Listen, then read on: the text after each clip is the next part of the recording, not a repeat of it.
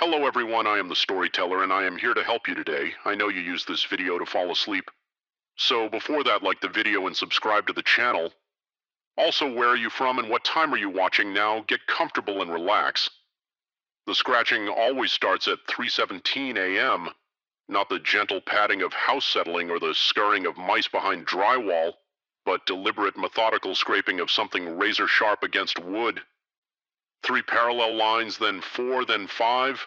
Always one more than the number of unread emails sitting in my inbox. I discovered the pattern 6 weeks ago. I wish I hadn't. My therapist called it digital hygiene, this compulsion to clear my inbox before sleep. A harmless quirk, she said. Even beneficial in our always connected lives. A ritual that gives you control, she explained with that practiced smile. She never asked what happened when I failed. How could I tell her that my house seemed to notice to punish it? Started with small anomalies. Night shifts at the tech firm left me exhausted, inbox bloated with client demands, colleague requests, and automated reminders. The first time I collapsed without addressing them all, I dreamt of fingernails against chalkboard, woke drenched in sweat, dismissed it as stress until I noticed the marks on my attic door the next morning. 3 perfect lines as if carved by something meticulous and patient. I told myself it was coincidence. Houses creak and settle wood. Splits in unpredictable ways. But the following night, when I cleared every message, replied to every thread, and achieved that precious 0 unread, the scratches were gone. The wood looked pristine, impossibly smooth. Not weathered oak from the 1930s, but something unblemished like freshly printed veneer. Wrong, too perfect. For weeks I maintained discipline, regardless of how late I worked, how many drinks I'd had at office functions, or how my eyelids drooped over flickering screens. I cleared that inbox. No scratches appeared. My sleep improved. I convinced myself I'd imagined the connection until the Wilson Project deadline. 3 consecutive all-nighters left 17 messages unanswered. Too exhausted to care, I shut my laptop and collapsed into bed without my ritual. The scratching woke me, not from the attic door this time, but inside the attic itself. Fingernails against keyboard keys, rapid rhythmic tapping punctuated by mechanical chimes of message. Sent my mouth went desert dry, sweat beaded instantly along my hairline. Despite the October chill, my rational mind assembled explanations. A rodent infestation, loose shingles in the wind, pipes contracting. But my body knew better. Pulse hammering in my throat. Muscles coiled to run, I forced myself toward the narrow staircase tucked behind my bedroom closet. Each step groaned underfoot, announcing my approach to whatever waited above. The sound of typing grew louder, more frantic. The unmistakable whoosh of outgoing mail repeated again and again. The door to the attic, the one that had borne those impossible scratches, hung slightly. Ajar, pale blue light spilled through the crack illuminating dust particles suspended in the air like static. No rodent makes that light. No wind mimics the exact tonal signature of keyboard strokes. My hand trembled violently as I pushed the door open. The hinges whined a sound too much like pleading. In the center of my otherwise empty attic sat an ancient IBM ThinkPad screen glowing with toxic intensity. The laptop I'd owned in college, the one I'd discarded after a coffee spill, fried the motherboard over a decade ago. It sat unplugged, no power cord in sight, lid fully open keys, depressing in rapid succession without human fingers to guide them. My inbox displayed on screen, not the sleek modern interface of today, but the primitive client from 2006. Yet somehow it showed my current emails, my current contacts.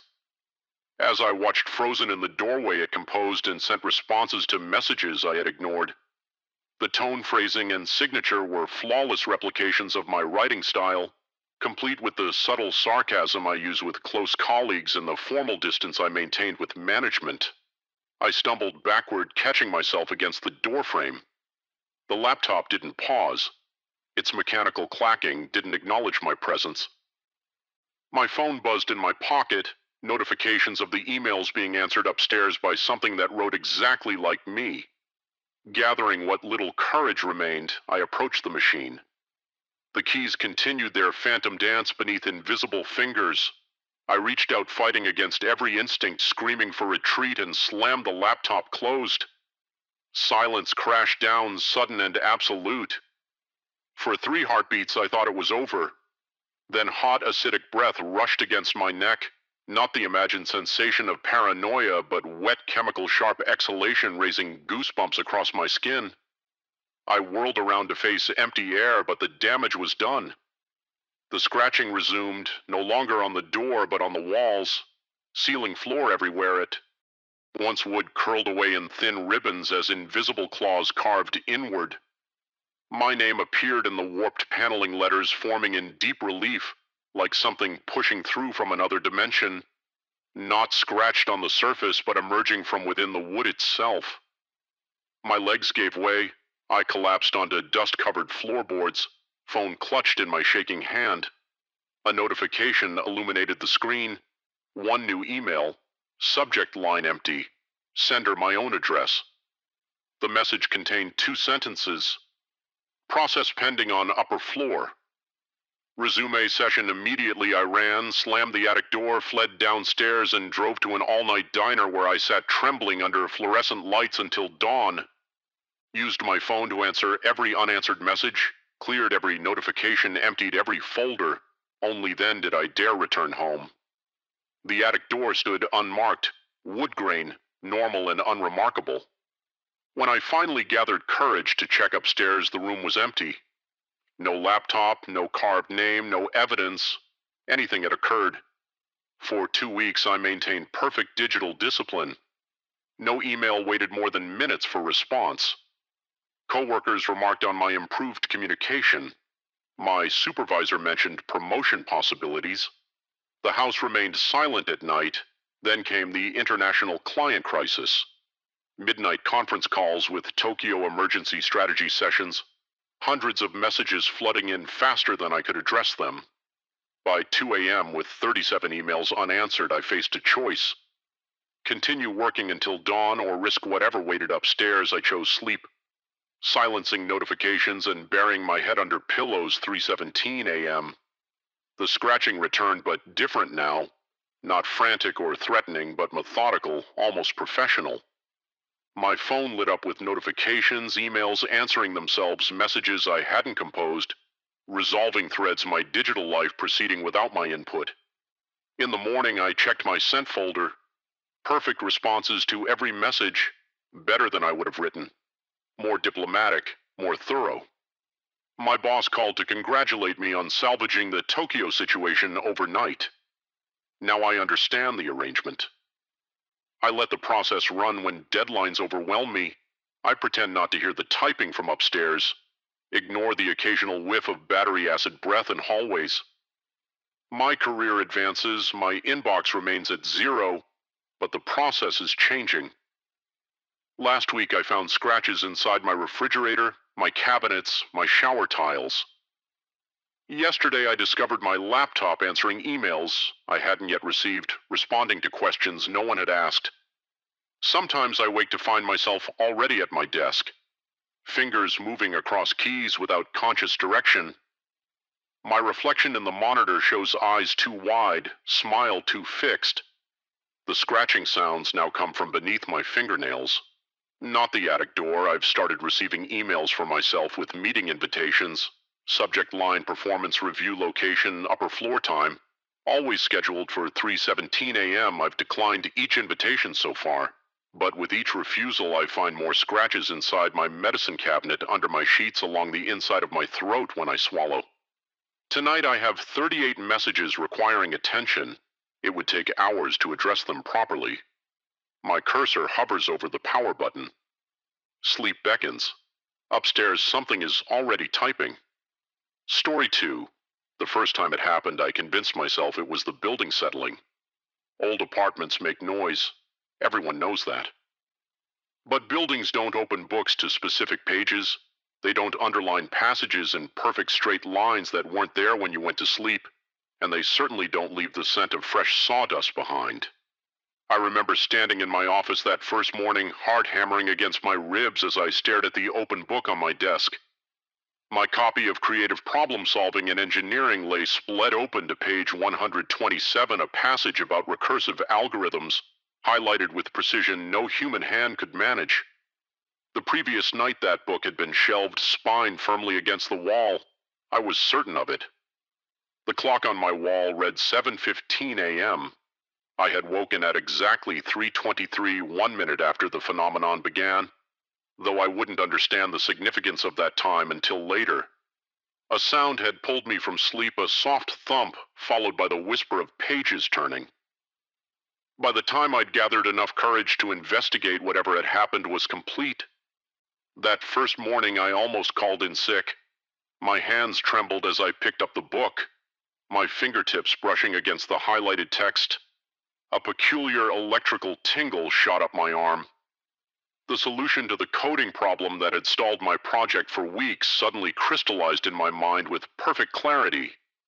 It wasn't just a solution. It was elegant, innovative. The kind of insight that gets people promoted. I should have been disturbed. Instead, I was intrigued. 3 weeks later, I had received my first promotion in 5 years. The mysterious book incidents continued with clockwork. Regularity, always at 3:22 a.m. Always providing the exact insight I needed for whatever project deadline loomed. Sometimes it was my textbooks. Other times, reference manuals or obscure academic journals I'd purchased but never read. Each morning a new solution, a new path forward. The first true warning came when I noticed the marginalia, faint at first, nearly imperceptible marks in the margins beside the highlighted passages. They appeared to be calculations written in a spidery hand using ink so dark it seemed to absorb light rather than reflect it. When I ran my fingers over the marks, they came away with the unmistakable scent of fresh sawdust. No matter how much I washed my hands afterward, the smell lingered for hours. I mentioned the strange occurrences to my therapist during our monthly session. Dr. Matthews adjusted her glasses and suggested I might be sleepwalking, perhaps manifesting solutions to work problems through subconscious activity. I nearly believed her until she asked about my family history of mental illness. Something in her clinical tone made me stop. I lied, telling her I'd set up cameras and discovered I was indeed sleepwalking. She seemed relieved. I never brought it up again. The notes in the margins grew more extensive over time. Calculations gave way to comments, comments to criticisms, criticisms to warnings. The handwriting remained the same. Tight, precise loops that looked almost like musical notation in places I began to understand they were instructions rather than mere observations. Instructions I was following without fully comprehending. One night in early October, I deliberately shelved all my books with their spines facing inward. I locked my office door and placed a line of salt across the threshold, a superstitious gesture that embarrassed me even as I completed it. At 3:22 a.m., I was jolted awake by a sound like wooden mallets striking in unison. The books, their spines. I lay paralyzed in bed, a cold sweat breaking across my forehead as the rhythmic thumping continued. Thump, thump, thump, like a heartbeat, like my heartbeat, which accelerated to match the tempo. My chest tightened as though iron bands were constricting around my ribs. Then came the laughter. High childlike, but not childish. A sound of pure, cruel delight that seemed to emanate from within my own chest cavity rather than from the office beyond my bedroom wall. By morning, my sheets were soaked with sweat. In my office, 3 books lay open on my desk, their pages marked more aggressively than ever before. The marginalia now contained a single repeated phrase, "Payment comes due." I should have stopped them. I should have burned the books, moved apartments, perhaps even cities. Instead, I took the solution offered in those open pages, completed my project 2 weeks ahead of schedule, and accepted my second promotion with a handshake and a smile that stretched my face to breaking point. Sleep became elusive. After that night, I would lie awake until 3:21 a.m., then squeeze my eyes shut as the second hand ticked forward. Sometimes nothing happened. On those mornings, no books would be open, no solutions presented. I began to fear these silent nights more than the active ones.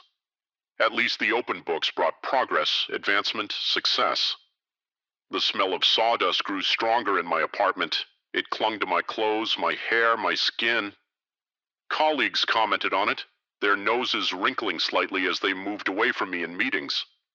My boss praised my innovative thinking while maintaining an extra foot of distance between us.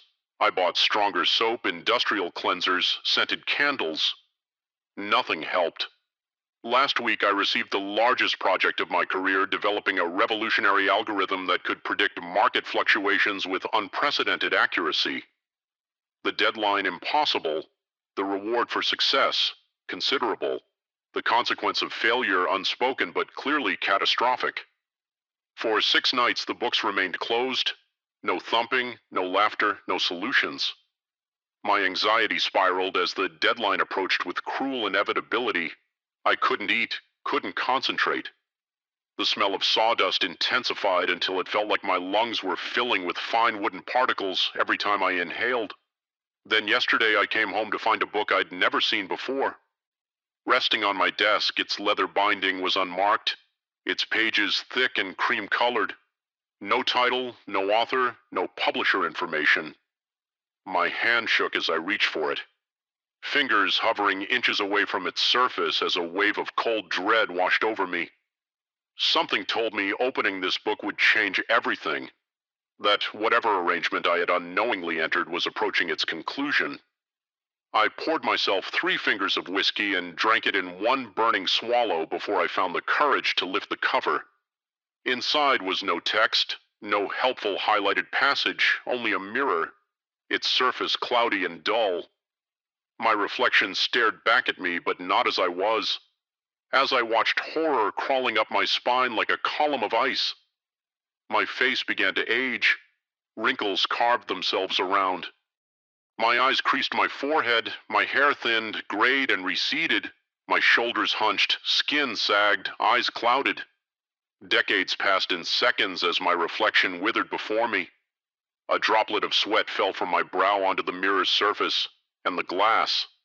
If it was glass absorbed, it like a sponge takes in water. My breath caught in my throat as the mirror darkened, becoming as black and light-absorbing as the ink in the margins. Instinctively, I reached for my phone, activated the flashlight, and shined it onto the page. The light didn't reflect. It vanished into the blackness. Then impossibly, it projected upward onto my ceiling. Words formed glowing and unsteady as though written in fire. Every inspiration charges interest. Deadline ends at dawn. My heart threatened to burst from my chest. I slammed the book shut and backed away. My calves hitting the edge of my bed. The leather cover began to pulse like something alive, like a heart beating beneath stretched skin. The familiar smell of sawdust intensified until I gagged, doubling over as my stomach heaved. When I straightened, the book was open again, though I hadn't touched it. The mirror was gone. In its place was a contract written in that same spidery handwriting that had filled the margins of my books. At the bottom was a signature, my signature. Though I had no memory of signing anything, the terms were simple and horrifying. Every solution I'd been given was actually a loan. Every promotion, every accolade, every success had been borrowed, and as with all loans, payment was required. The price time. My time. Years of my life collected in advance through the mirror held in escrow until the final deadline I could repay by completing the impossible project by dawn, creating something truly original, not borrowed or stolen from whatever entity had been helping me, or forfeit the remaining years of my natural life compressed into a single moment of agony. The laughter started then, emanating from everywhere and nowhere, not childlike now, but ancient and knowing. It vibrated through my chest, cavity making my ribs ache and my teeth chatter. The books on my shelves began to thump their spines in unison. Thump, thump, thump. A heartbeat, countdown to dawn. I've been working through the night, fueled by terror and black coffee. My computer screen glows in the darkness as I type line after line of code, attempting to create anything that might satisfy the debt. The project is beyond my capabilities, I know this now. Those inspired solutions were never mine to begin with. Without help, I am mediocre, average, unremarkable. The sky outside my window is beginning to lighten. Pale gray replaces pitch black as dawn approaches with merciless certainty. My fingers are cramping, eyes burning from strain and lack of sleep. The smell of sawdust has become so overwhelming that I taste wood with every breath. The books have gone silent, waiting. As I write these words, a confession, a warning, I can feel time gathering around me like a noose slowly tightening. The mirror book sits open beside my keyboard, its pages now filled with calculations showing exactly how many years I've borrowed. 17 years, 4 months, 12 days, and 9 hours plus interest. I understand now what I didn't before. Success always comes at a cost. Inspiration isn't free, and some deadlines once missed can never be extended. The first ray of sunlight has just broken over the horizon.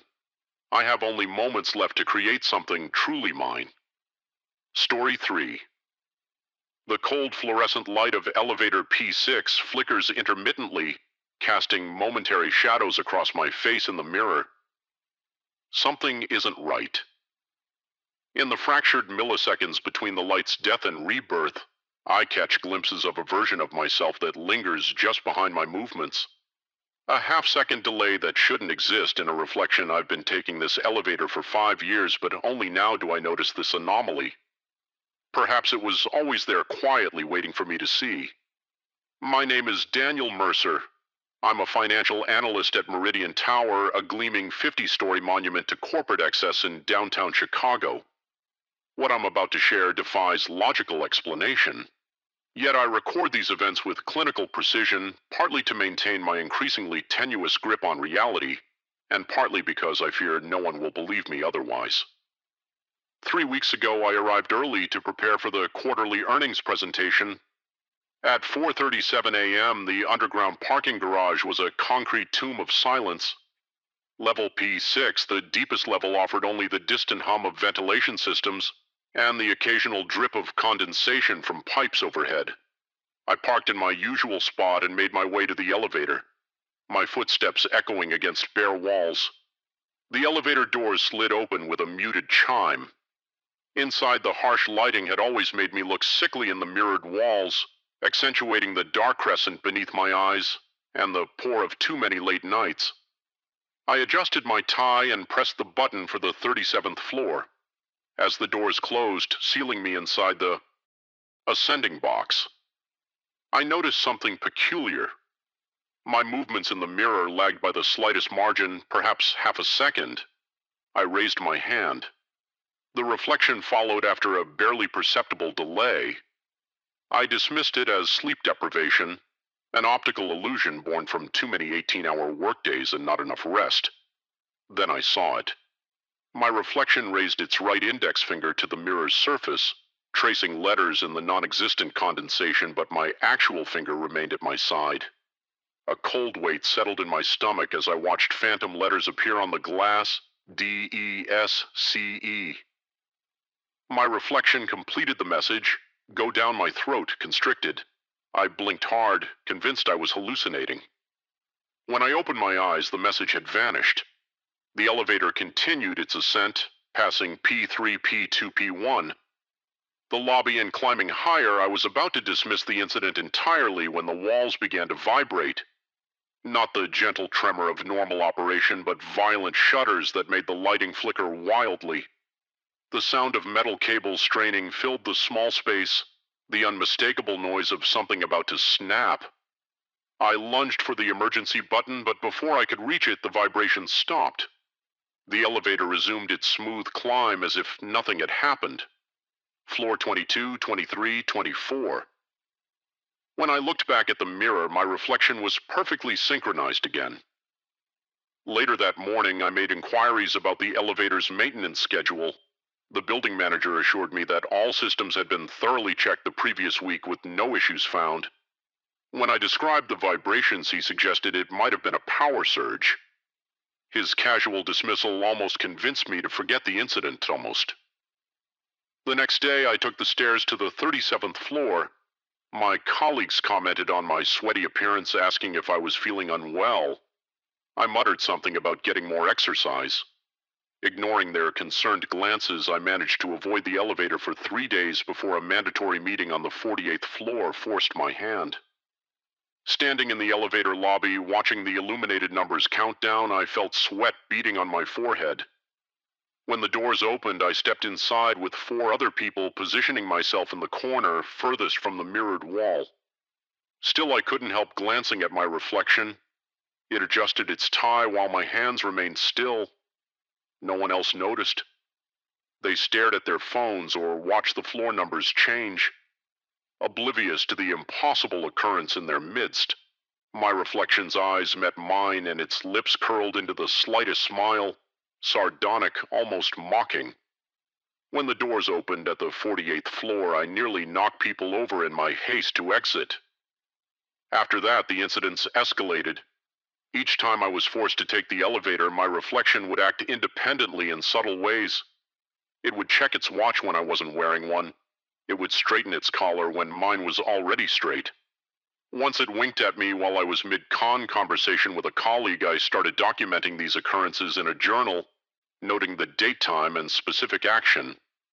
Looking at the entries, I could see a pattern forming. The reflections were becoming more assertive, more deliberate in their attempts to communicate.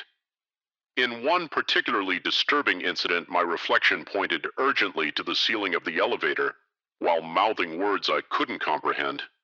I consulted a neurologist describing symptoms of migraine and visual disturbances, without mentioning the true nature of my concern. The brain scan showed nothing abnormal. The doctor suggested stress as the likely culprit and recommended therapy and reduced work hours. My supervisor was surprisingly understanding when I requested a temporary reduction in responsibilities. Perhaps my deteriorating appearance, the pronounced eye bags, the constant tremor in my hands, the weight loss made the request seem reasonable.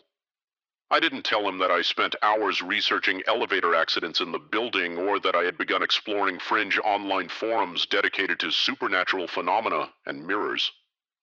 One night working late, I found myself alone in the office. The blue glow of my computer screen illuminated stacks of financial reports as I attempted to focus on work rather than my growing obsession. The clock read 11:43 p.m. when I finally admitted defeat and packed my briefcase. As I walked toward the stairwell, a sudden power outage plunged the floor into darkness.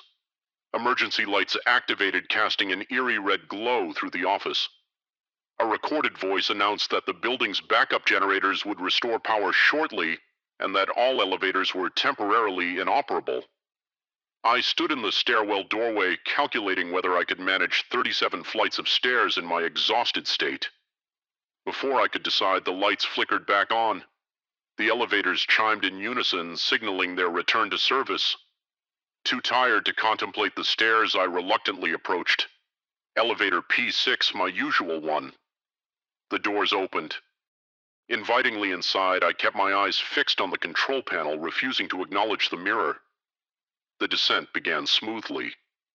Floor 36, 35, 34. Despite my determination, my eyes betrayed me, drawn inexorably to my reflection. What I saw caused my heart to stutter. My reflection stood with its back to me, facing the depths of the mirror, as if it were a window to somewhere else. As I watched, frozen in horror, it slowly turned its head, just its head, 180 degrees, to stare back at me with eyes that seemed deeper and darker than my own. Its mouth moved, forming words, "You should have listened." The elevator jerked violently, throwing me against the wall. The lights flickered, and in the momentary darkness, I felt a cold breath against my neck. When the lights returned, my reflection was facing forward again, but now it stood with its hand on the emergency stop handle. I lunged forward, shouting, "No!" The word echoed in the confined space as my reflection pulled the handle, but instead of the elevator stopping, something impossible happened. The mirror itself seemed to open inward, like a door revealing a yawning darkness beyond. My reflection gave me one last sardonic smile before leaping backward into the void. The elevator shuddered to a halt between floors.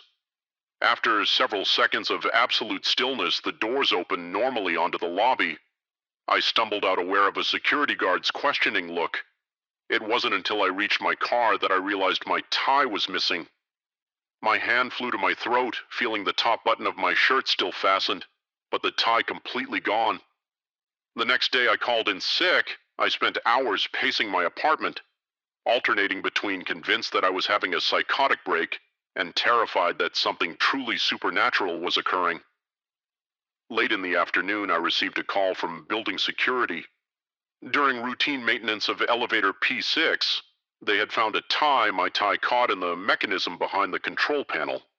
They wanted me to confirm it was mine and explain how it got there. I went to the building where the head of maintenance showed me the tie frayed and oil stained. He explained that they had to dismantle part of the elevator to retrieve it. According to him, it was physically impossible for the tie to have entered the machinery from the cabin. Yet there it was. While they focused on the tie, I stared at the mirror in the elevator. My reflection stared back perfectly synchronized for the first time in weeks. But something was different. The eyes that looked back at me seemed emptier, the posture slightly off. I raised my hand to my face. The reflection did the same with perfect timing. But as I lowered my hand, I noticed the reflection's pinky finger twitch slightly after mine had stopped moving. That night I researched the building's history. Meridian Tower was constructed 15 years ago, but the land it stood on had previously been occupied by a psychiatric hospital that closed in the 1970s after allegations of patient mistreatment. One account particularly caught my attention. A patient who claimed his reflection was trying to switch places with him. I've been sleeping poorly, haunted by dreams of falling endlessly through darkness. Sometimes I wake believing I'm on the other side of a mirror looking out at a world that's almost but not quite my own. Everything is reversed, slightly delayed, as if I'm the reflection now. This morning I noticed a small scratch on my cheek that I don't remember getting. In the bathroom mirror, I watched as my reflection raised its hand to touch the same spot on its face before I had moved. The scratch seemed deeper in the reflection, almost like a deliberate mark. I've started covering the mirrors in my apartment. At work, I use the stairs exclusively now, no matter how many floors I need to climb. My colleagues have begun to avoid me exchanging worried glances when they think I'm not looking. My supervisor suggested I take an extended leave of absence. I agreed, but I have no intention of staying away from the building. Tomorrow I'm going back to elevator P6. This time I'll press the button for the lowest level, P6, where all of this began. I need to understand what my reflection was trying to tell me, why it wanted me to go down instead of up. What waits for me in the depths of the parking garage, I cannot say, but I suspect that whatever entity has been watching me through the mirror will be there. Wearing my face, adjusting its tie with half-second precision, I leave this account as testimony. If you ever find yourself in Meridian Tower's elevator P6 and notice your reflection moving just out of sync, don't ignore the warning. Go down when it tells you to. Some doors aren't meant to be opened, and some reflections aren't meant to act on their own. I fear I've released something that should have remained trapped on the other side of the glass, something that now walks among us, wearing a familiar face while the true owner watches helplessly from behind countless mirrored surfaces pounding silently for release. And if you see me in the elevator adjusting my tie with a sardonic smile, run. Because it won't be me anymore, I'll be the one. Half a second behind, trapped in the reflection, trying desperately to warn you about what comes through when the mirror breaks. Story 4, I still remember the moment the first cold shiver traveled down my spine. It was a Friday afternoon, the office lights casting a sterile glow across the sea of identical cubicles. Outside, a gray sky pressed down on the city. My heart pounded because I knew what time it was. 4:40 p.m., that was when everything always shifted like clockwork, and it all began with a relic I had carelessly picked up at a nautical fair, an unassuming brass compass that had inscribed itself into my life with an uncanny sense of possession. I am not a superstitious person by nature. I used to laugh off ghost stories and regard talk of cursed objects as mere entertainment. But no amount of rational thought could dispel the creeping horror that invaded my every moment. Once I brought that compass into my office, I had found it weeks ago at a rickety stand in a local maritime market. The seller claimed it belonged to a 19th century admiral, an artifact imbued with centuries of seafaring wisdom. But none of that flamboyant sales pitch compared to the real effect it had when I set it on my desk for the first time. It was a small, heavy piece of brass with a tarnished finish covered in faint etchings and swirl patterns along its edges. Despite its age, the glass protecting the needle was surprisingly clear, and I could see the pointer trembling there as if agitated. The moment I placed it next to my keyboard, I realized something was amiss. That slender steel needle shifted and stopped unwavering, aimed straight at my chest. At first, I merely tilted my head, thinking it might be detecting some magnetic field from my phone. When I attempted to rotate it manually, the compass heated up in my hand until I felt an alarming burn forcing me to let go. There was a brittle crack from within the brass casing, as though the metal had reached a breaking point. It cooled down moments later, but the sense of dread it left behind would not. From that day forward, I couldn't shake the weird impression that I was being watched, not just from behind or above, but from every angle possible. It was as though the compass's unwavering pointer had become an invisible eye pinned to my chest. I started checking it with growing anxiety. Each time it pointed at me, never veering more than a fraction of an inch. The strangest occurrences happened on Fridays at 4:40 p.m. sharp. The needle would spin in a frenzy, scraping against the glass as if possessed. Then it would halt, aimed at whichever emergency exit was closest. It didn't matter if I was on the second floor or the 16th, the compass always identified the correct door. That was also the exact instant I'd get an email from an unnamed sender containing word for word transcripts of highly confidential conversations that had happened at my company earlier in the week. I remember telling a colleague using careful, guarded phrases that it felt like someone in the building was pranking me. The colleague shrugged, expression tense, hinting that maybe it was just a hacker or a disgruntled ex-employee. But my coworker's gaze kept darting uneasily at the compass on my desk. Nobody wanted to talk about it openly. Through overheard fragments, I gathered that rumors were spreading about me. Talk of dark energies and ill omens. I pretended not to hear, but deep down I felt every stare on the back of my neck. One Friday, that fateful 4:40 p.m. arrived again. My heart raced, my pulse thooting in my ears, anticipating the inevitable mania of the spinning needle. Sure enough, it went berserk. The metal scraped the glass with a high-pitched shriek, then aligned itself with the bright red sign marking the emergency staircase. Almost immediately, my inbox pinged, an anonymous email with the subject line simply reading, "Transcript inside." I read something that made my stomach turn to ice. It was the exact record of a private management meeting I had attended. With every word I had spoken laid out in an unnerving level of detail. There was no signature, no indication of the sender, just the text and a single line at the end. Go now, follow it. I didn't know what to do. The overhead lights buzzed and my hands trembled so badly that my mouse nearly slipped from my grip. A nerve in my forehead pulsed as adrenaline flooded my system. My suit felt too tight, my tie threatening to strangle me. I finally stood up, drawn by some compulsion I couldn't resist, and walked toward the exit door. The hallway was eerily silent. Even the distant hum of the air conditioning felt muted. My breathing shallowed as I pushed open the heavy steel door and found myself in the deserted corridor by the emergency stairs. The moment I stepped past the threshold, the compass in my pocket vibrated like a phone on silent mode. An unsettling warmth spread from it, and I could smell something metallic and salty in the air. Then a flicker of light danced in front of me as if a projector were beaming some archaic film onto the wall. But what I saw was no ordinary image. A churning sea, dark blue waves capped with white foam. Royed in the cramped office corridor. The wind that accompanied it felt shockingly real, blowing against my face with a salty gust that made my eyes water. I stumbled back in disbelief, hearing the faint roar of a storm, though I knew I was still indoors. Papers that had been pinned to bulletin boards came loose, swirling around me before falling in a sodden mess at my feet. Each page bore a rubber stamp and block letters that read, "Imminent insubordination." My heart hammered.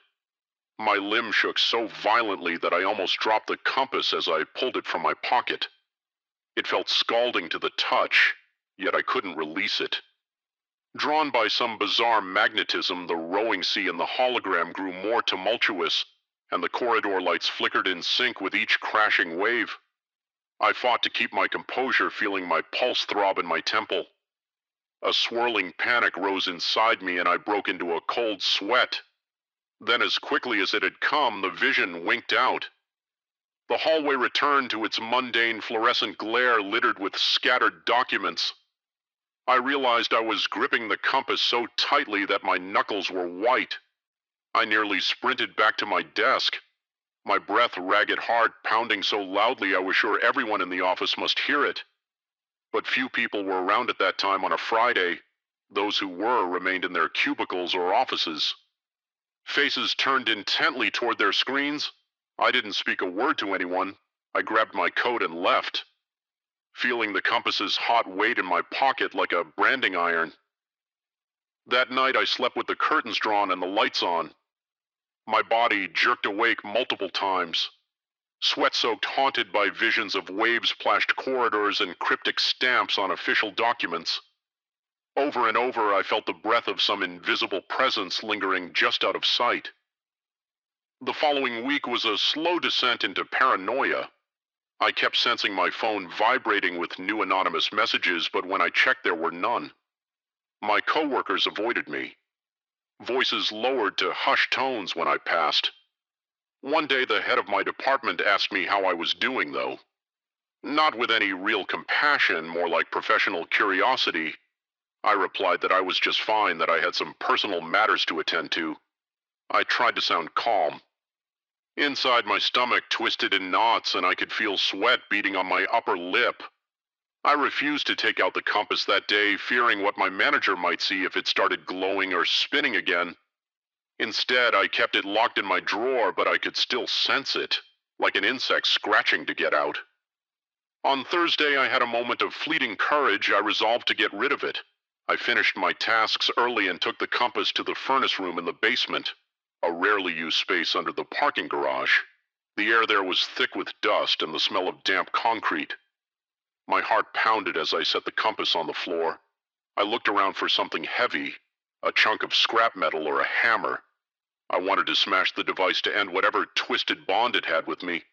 I found a rusted piece of pipe, lifted it over my head, and prepared to bring it crashing down on that tiny brass sphere. It was like I lost control of my own body. The second I held the pipe high, I felt an excruciating heat radiate from the compass.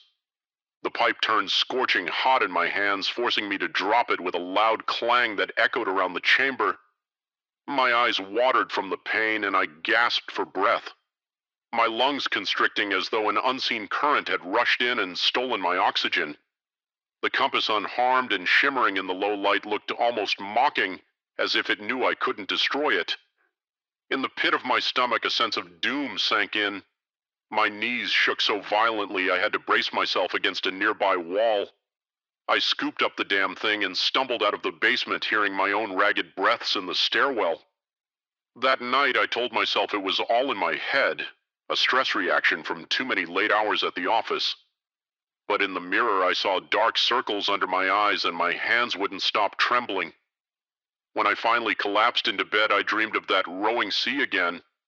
Only this time the horizon was ablaze with a sickly orange glow. As the waves crashed, I saw silhouettes of tall ships, their sails ragged, crossing the corridor like apparitions. I woke up to the sound of my own frantic breathing and realized dawn was still hours away.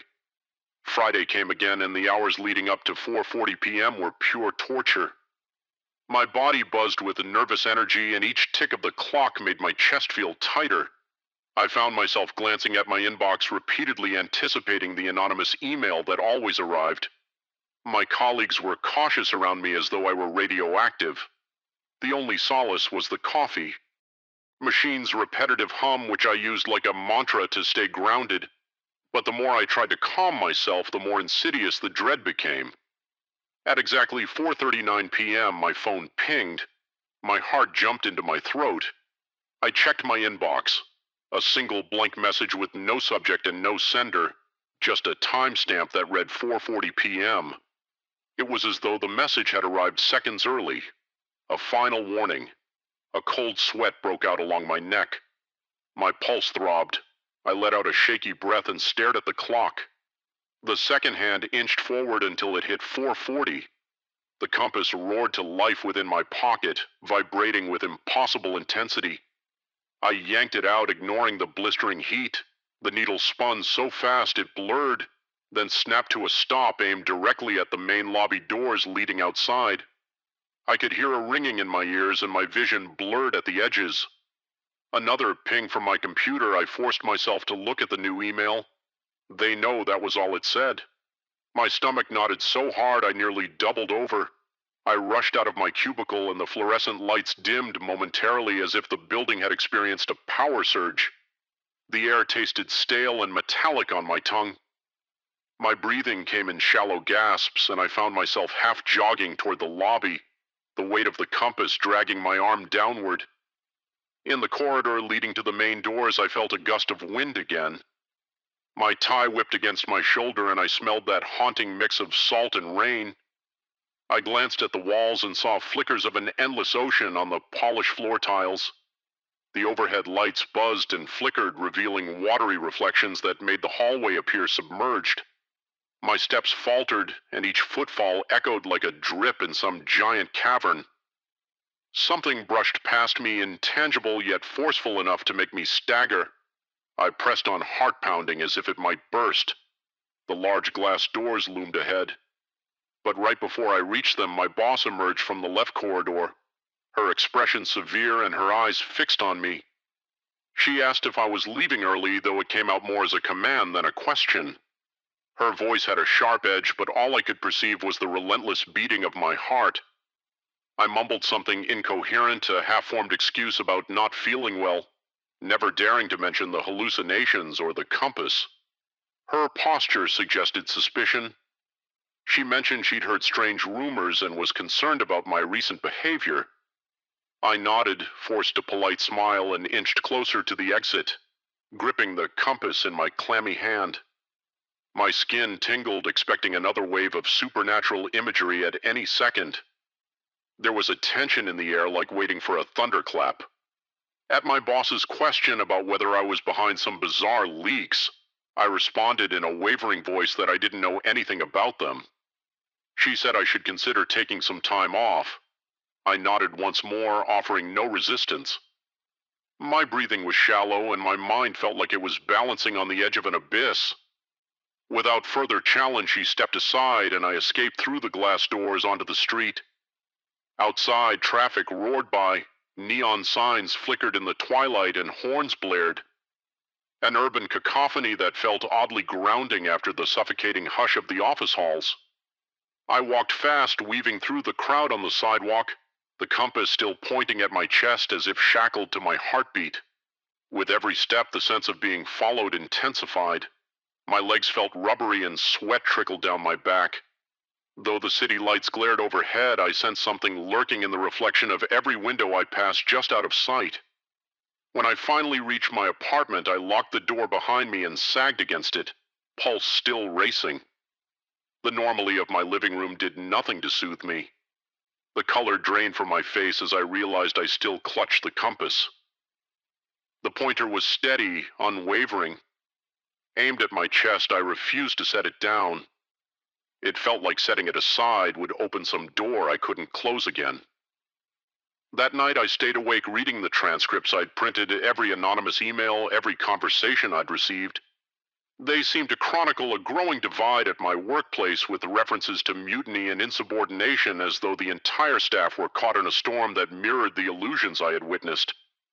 My name came up repeatedly, woven into rumors of exposing corporate misconduct or leading a rebellion.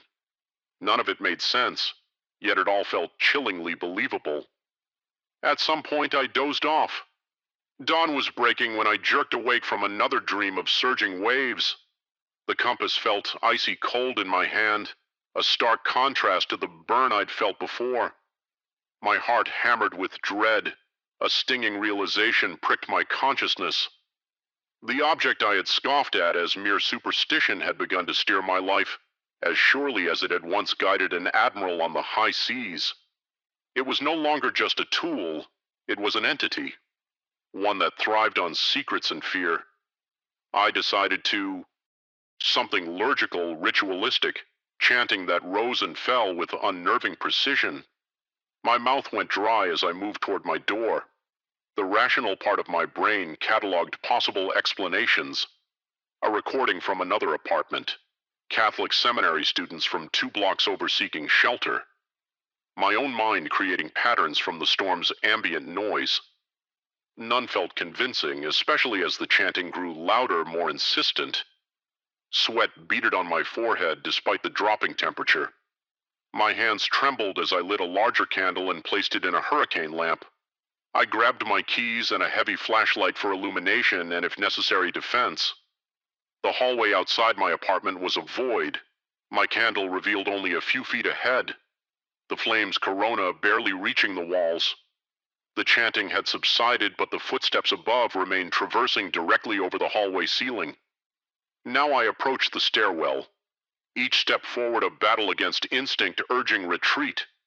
The stairs ascended into absolute darkness. I raised my light, revealing scuffed steps and peeling paint, but nothing out of the ordinary. The temperature dropped noticeably with each step upward. My breath fogged before me, crystallizing in the beam of my flashlight. The higher I climbed, the colder it became until my fingers stiffened around the lamp handle and my ears ached from the chill. The maintenance door at the top stood closed but unlocked, its padlock hanging open on the hasp. This detail sent a shock of adrenaline through me. Someone had been here recently. I considered turning back, calling for help somehow, but curiosity and indignation overwhelmed caution. This was my building, my home. I needed to know. I pushed the door open with the flashlight. The maintenance corridor stretched before me, windowless and confined. It should have been empty.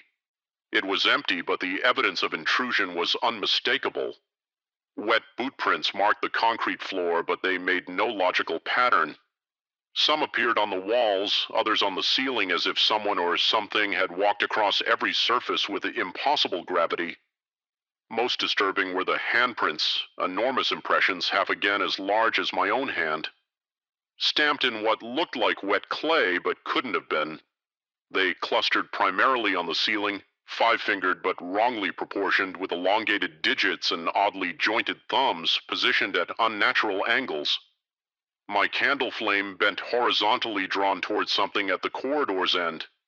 Despite the absence of any perceptible draft, the temperature continued to plummet until each breath became painful, my lungs rejecting the frigid air. The footsteps had stopped, but a new sound emerged. A wet sliding noise like something heavy being dragged through water. I advanced slowly, struggling against every instinct, screaming for retreat. The flashlight beam weakened its batteries, surrendering to the unnatural cold. The candlelight revealed less and less as its flame shrank to a desperate blue flicker. In the dimming light, the handprints seemed to pulse with their own faint luminescence. Then, without warning, electricity surged through the building. The corridor's single bulb flashed to life for a fraction of a second before dying again. But that momentary illumination was enough. I saw it clinging to the ceiling at the corridor's end, a massive shadow somehow denser than the darkness surrounding it. Not simply dark, but an absence more profound than mere lack of light. A negation that hurt my eyes to perceive. It had a form, though one that defied anatomical sense. Limbs bent at impossible angles, too many joints arranged in meaningless configurations. Its proportions stretched and compressed as it moved, flowing across the ceiling like spilled ink, but with purpose, deliberate, intelligent purpose. In that fractional moment of illumination, it became aware of me. The mass oriented what might have been its front toward my position. I didn't see eyes, but felt its attention lock onto me with physical weight. Then the light died, leaving only my guttering candle against absolute darkness. I ran. Blind panic overrode everything else. I dropped the flashlight, clutching only the candle as I stumbled back toward the stairs. Behind me, the wet sliding sound accelerated, accompanied by a new noise, a hollow, rattling inhalation-like air forced through desiccated tissue. My foot caught on the top stair, and I nearly fell headlong down the stairwell. I caught myself against the wall, the impact nearly extinguishing my candle. The flame sputtered dim blue white, providing just enough light to navigate the steps. I descended recklessly, risking a fall to escape whatever pursued me. The temperature rose with each step downward. By the landing, my breath no longer fogged. The sliding sound faded, replaced by that ritualistic chanting again, closer now, emanating from somewhere in the space between walls. Words in ancient Latin looped and repeated the syllables, distorted as if spoken through water. I reached my floor and sprinted to my apartment, hands shaking so violently I struggled with the keys. Inside, I slammed the door and engaged every lock, then wedged a chair under the handle for good measure. My heart hammered painfully against my ribs, each beat resonating through my entire body. I retreated to the bathroom, the most insulated room with no windows or external walls, and wedged my back against the door. Time lost meaning as I sat there listening for sounds of pursuit that never materialized. The candle burned down to nothing, leaving me in darkness again, clutching my phone with its fading battery. I forced myself to regulate my breathing, counting inhales and exhales until the roaring panic subsided enough to think, what had I seen? My mind cycled through explanations, each less plausible than the last, hallucination from carbon monoxide, but the building used electric heating, sleep deprivation. I'd been well rested before the outage, a prank by trespassers. No human could move that way, could leave handprints on a ceiling. Eventually, rationality reasserted itself enough to recognize that whatever I'd encountered hadn't followed me down. I was safe, at least momentarily. I needed to contact someone, but my phone battery had dropped to 3%. I had to conserve it until power returned, or until morning when I could safely leave. I'm not sure how long I sat there cycling between terror and exhaustion. At some point I must have dozed, despite my determination to remain vigilant. I woke to the sudden hum of electricity returning, lights blinking on throughout my apartment. Normally rushed back with a jarring speed. The refrigerator motor kicked in, heating vents sighed to life, digital clocks blinked for reset. Ordinary, explicable sounds that somehow felt like an obscene pretense. After what I'd experienced, I cautiously emerged from the bathroom. My apartment appeared unchanged, everything in its place. Outside, the storm had subsided. Moonlight filtered through breaking clouds, casting silver rectangles on my living room floor. I should have left, then found a hotel for the night. But a compulsion drove me back upstairs. I needed verification, needed to prove to myself that what I'd seen was somehow explicable in the harsh clarity of electric light. The maintenance corridor was exactly as I remembered, except for the handprints. They remained unmistakable and undeniable, pressed into the ceiling, as if the plaster had been soft clay when they were made. In places, the impressions penetrated nearly an inch deep, exposing lathe and ancient wiring above. There was no sign of the entity itself, no evidence of its passage beyond those marks. I photographed everything with my phone hands still unsteady. The images were poor quality in the dim emergency lighting, but they captured enough proof that something had been there that I hadn't imagined at all. Building management sent maintenance workers the next day. I showed them.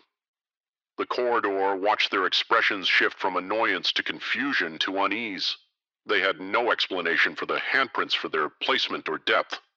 One worker, older than the others, made a warning gesture when he thought no one was looking. He refused to stay after sunset, leaving a repair job half-finished. 3 weeks have passed. The handprints remain despite attempts to plaster over them. The new material won't adhere, falling away overnight to reveal those same impressions. Beneath management is planning more extensive renovations, talking about water damage and structural issues, explanations that satisfy bureaucratic requirements, but address nothing of what actually happened. I still live here, though. I've applied for transfers to other buildings. Where would I go, really? How could I explain my urgency without sounding unstable? I found no historical records of similar incidents, though the building's original blueprints show unusual modifications to the top floor during a 1923 renovation. Subdivided spaces that don't appear in modern plans. The power has remained stable since that night, but sometimes during storms the lights flicker momentarily. In those microscons of darkness I sense movement at the edges of my vision, a fluidity in the shadows that shouldn't exist. And on the quietest nights when the city's ambient noise subsides, I hear it again. That rhythmic Latin chanting, distant but distinct. Rising from somewhere within the walls I've taken to sleeping with lights on. I've installed backup battery systems for essential circuits. I've learned the Latin words for warding and protection, though I don't believe in such things. Not officially, but I recite them anyway when darkness falls and the ceiling cacks with weight that shouldn't exist, because the handprints are spreading, multiplying slowly across the maintenance corridor ceiling. And sometimes in the morning I find plaster dust on the floor outside my apartment, directly beneath new indentations forming in my own ceiling. Story 6. A low hum resonated through my cramped study the moment I flicked on the old AM radio. The air felt heavier as though it were pressing inward from all sides, and the corners of the room seemed darker than usual. Even the usually comforting scent of dusty books and vintage ink ribbons turned stale, laced with an electric tension that made my skin crawl. Something was off kilter, something beyond ordinary explanation, and I could sense it in the tiny vibrations that traveled up my arms, in the erratic pounding of my heart, and in the faint creaking protest that came from the olive green Olivetti typewriter perched on my desk. I've been collecting typewriters for nearly a decade. Some people collect antique coins, others vinyl records. But there is a certain charm in mechanical keyboards that translates thought into the tactile metallic clack of letters on paper. Each machine carries the spirit of a bygone era, little glimpses of history manifested in their chipped paint and worn keys. Of all my beloved devices, the Olivetti with its olive green casing and graceful curves should have been my crown jewel. But from the moment I acquired it, I felt something unsettling. Lingering in its presence, I couldn't place it at first. Perhaps it was the dull gleam in its keys or the faint smell of old lubricant that never quite matched the others. Yet I ignored these instinctive warnings, chalking them up to my own overactive imagination. After all, the reason I collect these machines is that they keep me grounded in the tangible world of ink and paper. How could one be sinister? That was before I discovered that the Olivetti reacted strangely to my AM radio broadcasts. At first it was subtle. Whenever I turned the radio dial to pick up late-night stations, the typewriter would emit a soft ping or skip a letter if I was in the middle of typing. But then the phenomenon escalated to the point where it began typing on its own if the radio was on. Not a playful skip or an accidental carriage shift actual text. The sounds would begin as a faint tapping, not unlike the scuttling of a rodent in the walls, then evolve into rapid-fire keystrokes that made my hair stand on end. It typed single words in Latin that I couldn't quite decipher. Fragments of phrases that sounded archaic and strangely authoritative, like lines from an old forbidden text. Then just as suddenly it interspersed these ominous Latin words with short English lines that resembled headlines of newspapers, some of which I recognized only the next day when I flipped through the morning press. The first time I noticed this precognitive aspect, I told myself it was a coincidence. No old machine could possibly produce tomorrow's headlines through supernatural means. I rationalized that perhaps I'd read speculation about a political scandal or a local event the night before, and my drowsy mind was playing tricks, but I couldn't ignore that the specific wording, even the punctuation, matched perfectly. Each letter hammered out by that mechanical, unfeeling device. And if I dared to turn off the radio mid-typing, the Olivetti responded with a low groaning noise like a living creature in the throes of some painful spasm. The first time I heard that noise, my breathing hitched. The machine was never plugged into anything except for the occasional replacement spool of ribbon. It had no electricity. Its entire function was mechanical and manual, or it should have been. After several uneasy nights, I told myself that I was just overstressed. My coffee intake soared, I slept with the lights on, and each time I passed by the study I swore the Olivetti was watching me with silent judgmental eyes. This creeping paranoia slithered through my daily routine. I found myself checking all my other typewriters to ensure none of them were acting similarly. Of course they sat inert, unresponsive as ever, but the Olivetti felt different. At one point I decided to test my theory in the bright light of midday, hoping that the sunshine would drain away the menacing aura. I turned on the AM radio, letting static crackle from an old station. Almost instantly, the typewriter's platen spun and it typed out, Civitas fervet Licinia sidit. I recognized none of the Latin words, but the line that followed turned my stomach cold. Train station closed after unusual sinkhole discovered. That very afternoon, I overheard a neighbor mention a sudden sinkhole near the old station forcing an unplanned closure. My body went rigid with dread, sweat beating at my temples. Anxiety began to seep into every aspect of my life. I started double-checking all my appliances to avoid short circuits or gas leaks. I locked my windows, certain that some unknown presence might slip in while I slept. One morning before heading to the kitchen, I found a sheet in the Olivetti, fresh with typed text. It listed a series of times and accidents so trivial that I might have dismissed them, except each line matched something that nearly happened to me over the previous week. Incidents I had shrugged off as unfortunate close calls. Slipping in the shower at 7:43 a.m., nearly cutting my finger with a kitchen knife at 8:10 a.m., scalding coffee almost overflowing onto my wrist at 8:30 a.m. Each was avoided by a fraction of a moment or a last-second shift in attention. Reading it, I felt the hair rise at the nape of my neck. My breath became shallow and I could practically hear my heart pounding in my ears. I wanted to leave the house, abandon my entire collection, or at least stay away from that cursed typewriter.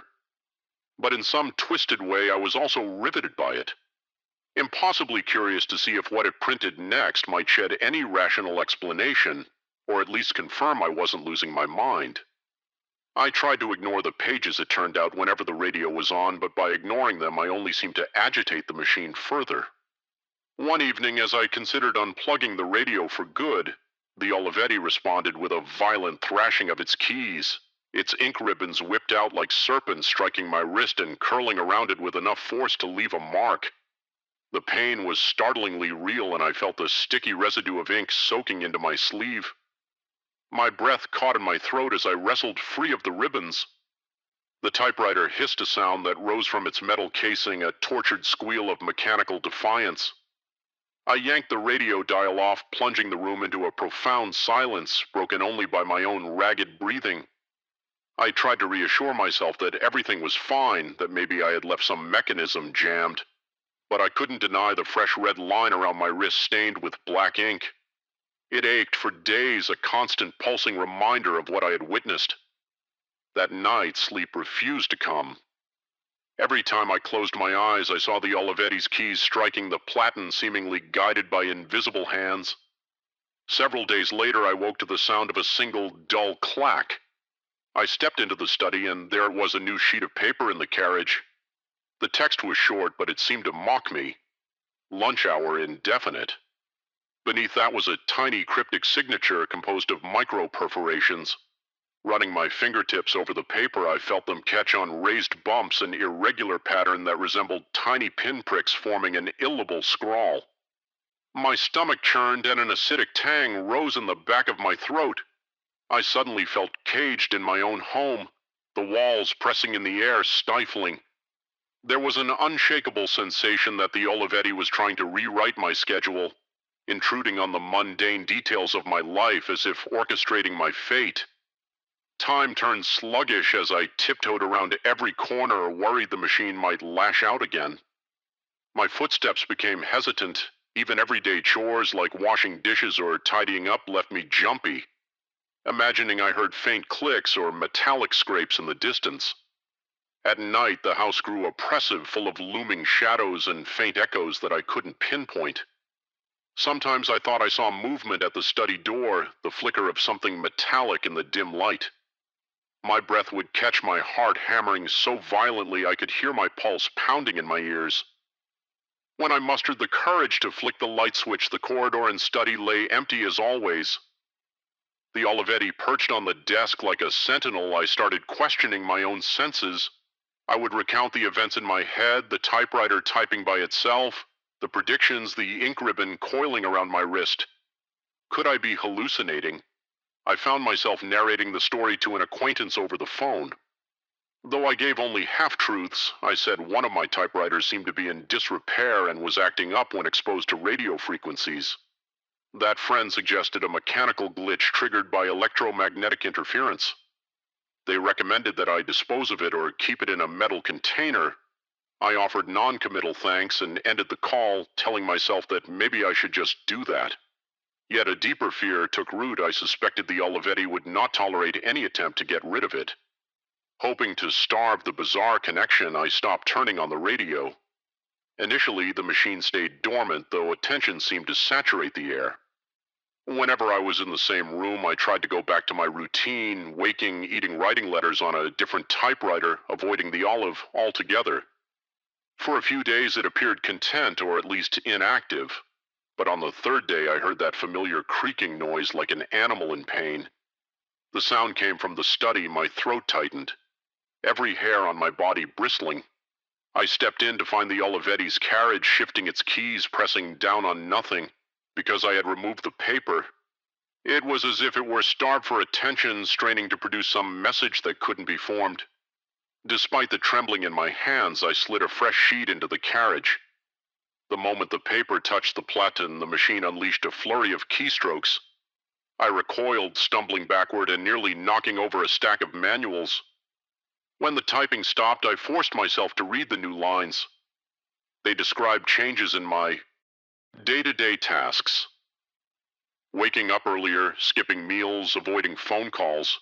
It even mentioned minor modifications like leaving certain lights off. It read like a twisted schedule penned by someone studying my habits in the darkest corners of my life. A sense of claustrophobia washed over me. My stomach lurched and sweat broke out along my hairline as I realized how intimately the Olivetti seemed to know me. It was dissecting every detail of my routine. Terror noted at my sanity. Could it see me? Was it controlling me or simply predicting my moves? My breath came in shallow rasps and my vision tunneled. I felt an overwhelming urge to run to break free of this mechanical tyrant. Yet I also feared what might happen if I didn't comply.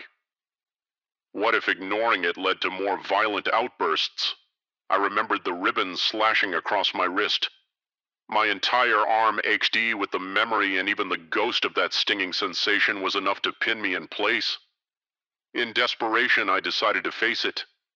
Head on, I turned on the AM radio, letting its static coat the air, and glared at the Olivetti. My heart pounded so loudly that the station's crackle was barely audible over the roar in my ears. Within seconds, the machine responded, hammering out words in a frenzy of metallic clicks. Latin phrases melded with snippets that sounded suspiciously like the next day's media headlines. An electrical glitch in the city's grid. An unexpected policy announcement from a local official.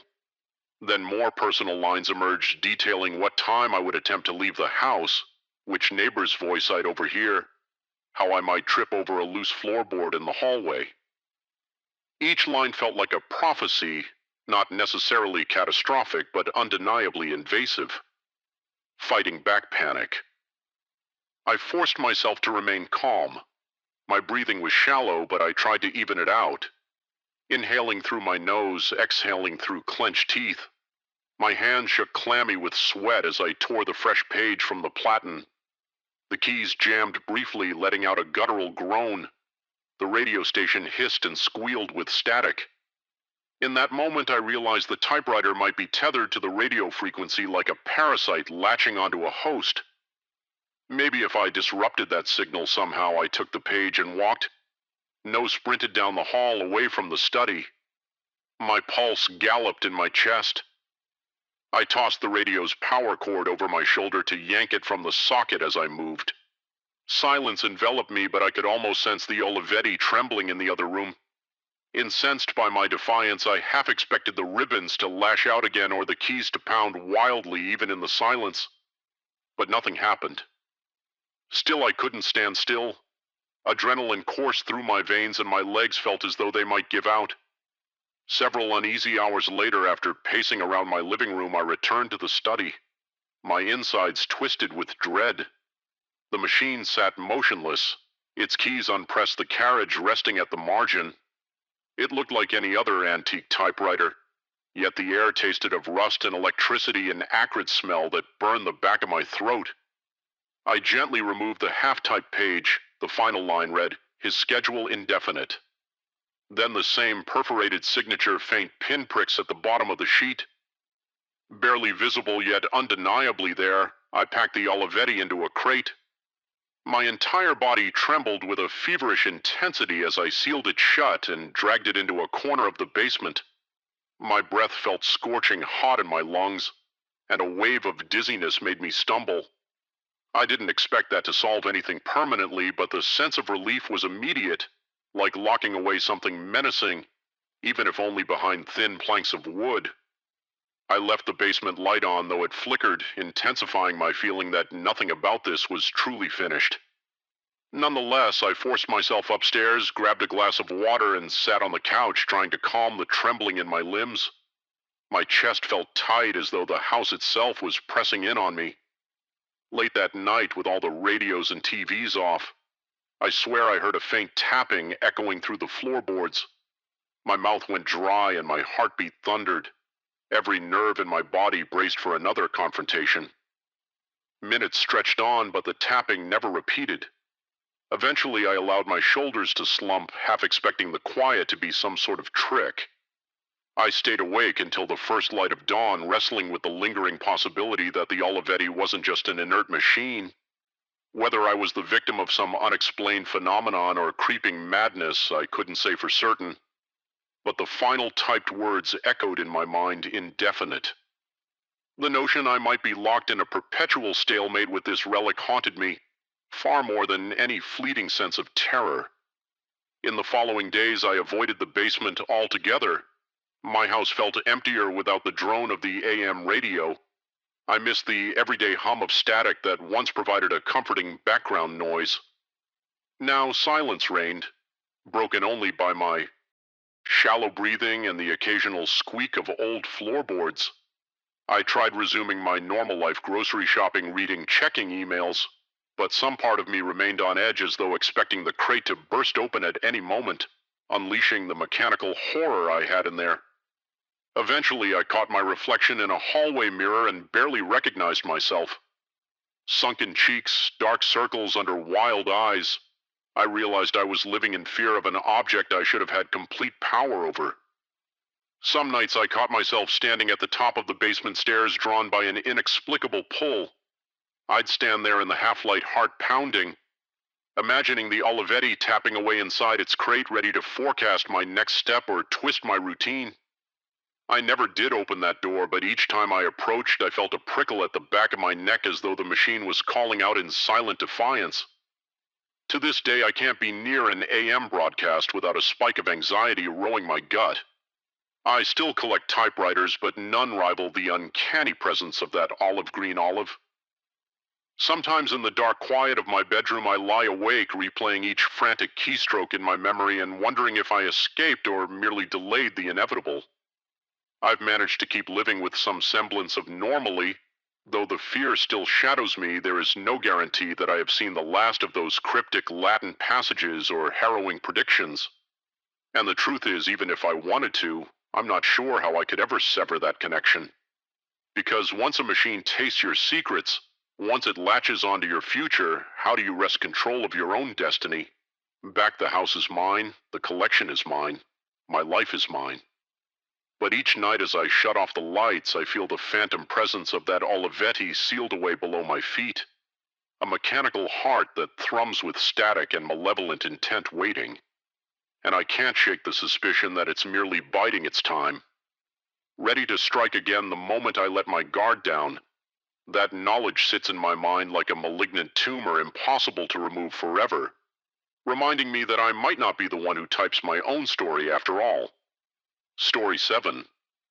The first time I noticed something was deeply wrong with my new aquarium, I felt an almost electric jolt of dread shoot through my spine. It wasn't just the sight of luminous silhouettes shifting in the water, carp-shaped apparitions flickering with unnatural iridescence. It was the way they moved against a current that shouldn't have existed. The entire room seemed to pulse whenever the water level rose at exactly 9:09 p.m., as if the place itself were breathing in unison with those ghostly shapes. My heart pounded so hard I felt it in my temples, and cold sweat prickled along my forehead. Even the taste in my mouth turned metallic, my throat scratchy and dry. The moment I set eyes on that aquarium, I sensed an unexplained presence clinging to the glass, something that mocked reality in a way that made my skin crawl. I bought this aquarium used, thinking it would help me unwind after work. My plan was simple: set it on a sturdy table, fill it with clear water, and introduce a few small fish. Something calming like neon tetras or guppies. I believed that watching them glide around would soothe my nerves. Instead, the first night after I brought it home, I stood in the living room transfixed by the water's dim glow. Nothing else in the apartment was turned on. There was no filter inside, no tubes, no pump, nothing that could create a current. Yet the water shifted in gentle swells, the surface rippling in a hypnotic pattern. Then I saw the outlines of carp appear faint at first, like after images behind my eyelids. They floated gracefully, their fins undulating in some inaudible tide. I remember leaning in my breath, fogging the glass, and my stomach clenched when I realized there was no physical fish inside. These were silhouettes made of shimmering light, swimming where there should have been only empty water. At first I wondered if my mind was playing tricks. Perhaps I was exhausted, or maybe there was some chemical residue from previous owners that made the water behave strangely. I shook my head and tried to dismiss the visions as a trick of reflections. Yet I couldn't tear my eyes away, my pulse accelerating, sweat beating on my scalp. The hair on the back of my neck stood up in that primal reaction to something I couldn't rationalize. It was as if the aquarium was breathing, subtly expanding and contracting in the darkness. The second night I decided to put real fish in there, hoping to ground the experience in something normal. I picked up a few goldfish from a local store. The employee had told me these were hardy and easy to care for. When I got home, I carefully transferred them into the tank. Instead of exploring their new environment, the fish became eerily still, almost as if they'd been placed in a deep freeze. Their gills moved, but they hung in one corner, unblinking and rigid. Meanwhile, those spectral carp, silhouettes came to life right beside them. They glowed a pale green, this time resembling radioactive shadows. The illusion swirled around the real fish, weaving in and out as if mocking the living creature's inability to swim. My heart hammered against my rib cage. I found my mouth growing dry as I watched breath catching in my throat. It felt like watching a predator circle its prey. Only I couldn't sense any malice, just a cold, otherworldly indifference. Then, at exactly 9:09 p.m., the aquarium water surged upward by what looked like 5 centimeters. I heard the faintest gurgling like a miniature tidal wave. I half expected the water to spill over, but it didn't overflow. Instead, it lapped the edges and then slid back down, leaving rivulets of moisture across the glass top. My hand instinctively rose to wipe sweat from my brow, and I found my fingers trembling. I checked the time on my phone, holding it under the glow of a standing lamp in the corner. The screen read 9:10 by the time the water settled, and in that single minute I was overwhelmed by a sense of something impossibly old. Something that had followed the aquarium from its previous home into mine. I paced around the room trying to calm my pounding heart. But every attempt to breathe slowly only made me more aware of how stifling the air felt. After that incident, I was reluctant to touch the aquarium again, but curiosity gnawed at me. I touched the glass the following evening just to see if there was any temperature change or unusual residue. The moment my palm met the surface, I felt a crushing force, as though I dipped my hand into the bottom of the ocean. My eardrums vibrated with deep pressure, and all I could hear was a low resonant sound like the call of a whale echoing through miles of empty sea. My stomach twisted and my skin broke into goosebumps. I felt as if I might collapse. My breath ragged and my legs shaky, then just as abruptly the sensation vanished. It left me gasping for air, unsteady on my feet with sweat rolling down my face. I rushed to the kitchen sink to splash water on my cheeks. The drain gurgled, and impossibly I heard the same distant wailing chant reverberating through the pipes. I clutched the edge of the sink, trying to keep myself upright. The sound lingered until 9:10 p.m. arrived, at which point it abruptly cut out, leaving my apartment oppressively silent. Over the following days, my sense of dread grew. The aquarium remained in the living room, though sometimes I considered locking it in a closet or even smashing it to pieces. But something prevented me from taking any drastic action. A vague fascination with its unnatural qualities mingled with my fear, binding me to the tank in a horrible cycle of anxiety and curiosity. I started to notice more bizarre details. The ghostly carp changed color depending on the night, shifting from green to bluish white, and sometimes a deep crimson hue that made my skin prickle. They swam in silent patterns, forming shapes that looked like alien script projected onto the walls, flickering like sonar waves. My goldfish remained motionless whenever those apparitions were present. Their eyes were blank, as if they were in some kind of suspended animation. Around 9:09 p.m. each night the water rose again, unstoppable and precise. It reminded me of ocean tides or ancient rituals. The moment it happened, I felt my heart race and cold sweat soak my shirt. My throat constricted, and I found myself gripping the arm of my couch until my knuckles went white. My imagination ran wild. I pictured the water bursting free and flooding the apartment with an otherworldly brine. I felt watched not just by the aquatic phantoms, but by something greater behind them, something anchored in the darkest depths of the sea. I tried explaining my experience to a coworker one afternoon. I kept my voice low, describing how the aquarium seemed haunted or cursed, and how the water rose each night at the same time. My coworker must have seen the panic in my eyes, because he suggested I look into the history of the aquarium. He also mentioned in a half-joking tone that maybe I should sell it again. I remember nodding, but my mind was too cluttered with images of glowing fish and swirling tides to hold any normal conversation. I must have sounded delirious. My coworker gave me a sympathetic glance, telling me to take it easy and maybe consult a professional if it got worse. His words echoed in my head as I made my way home, chest tight, palms sweaty, feeling a strange compulsion to return to that tank. That night, the sense of oppression was thicker than ever. The air in my apartment felt stale, and each time I tried to inhale, it was like breathing through a damp cloth. I turned on every light I could, as if the brightness would banish the aquarium's ghostly influences, but that only made the contrast starker. Beyond the lamps and ceiling fixtures, the water still glowed with its own eerie luminescence. The apparitions seemed even more vibrant, their outlines pulsing in rhythm with my racing heart. Noticed my reflection in the glass, pale and gaunt, my eyes ringed by dark circles. For a moment I wondered if I was losing my sanity, if maybe I'd conjured all of this in the throes of overwork or loneliness. Yet the weight of that pressure, I'd felt the calls echoing in the pipes, those were too tangible to be mere figments of a tired mind. I tried to ignore the tank for the rest of the evening, pacing around my living room to keep from staring into it. But just before 9:09 p.m., I felt compelled to watch. My stomach churned with dread, beads of sweat forming on my forehead. When the water rose this time, I leaned in.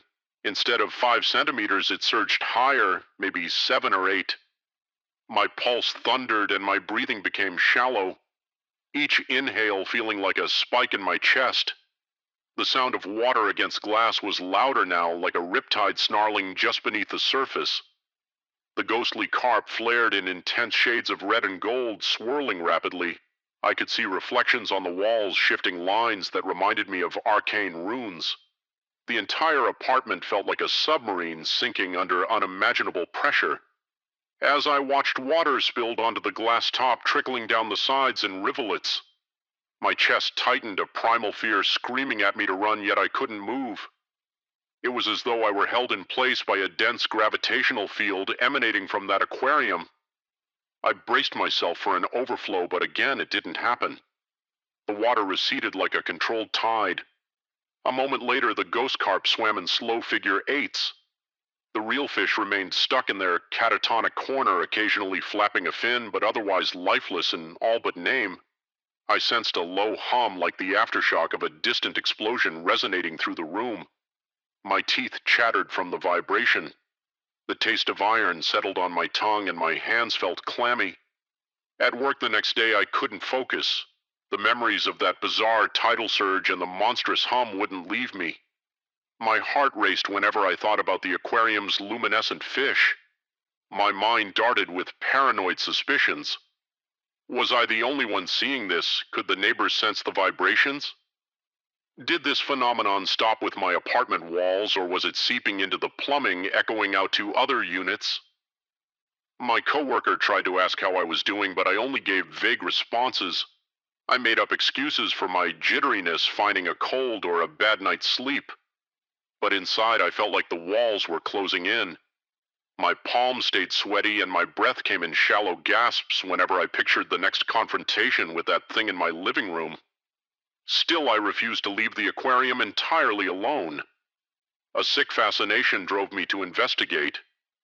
I rummaged through the internet for articles or stories about haunted aquariums, cursed objects, or weird aquatic phenomena. Nothing matched exactly. I found plenty of ghost stories. Some about lakes or sunken ships, but nothing about an aquarium that manifested phantom fish and rose with the precision of a possessed tide. The more I scrolled, the more I felt an ache in my temples, a tension headache that pulsed in time with my anxious heartbeat. Every so often I'd catch myself checking the clock, anticipating the next 9:09. On the seventh night I decided to face it head on. I turned off all the lights in the apartment, leaving only the faint glow of the aquarium. The water shimmered with a dull luminescence and the spectral carp were faint but visible. My pulse pounded in my ears, my breathing came fast, chest rising and falling in sharp jerks. I settled into a chair just a few feet away, forcing myself to remain still, ignoring the sweat gathering at my temples. The minutes ticked by. At 9:08 I stood approaching the glass with tentative steps.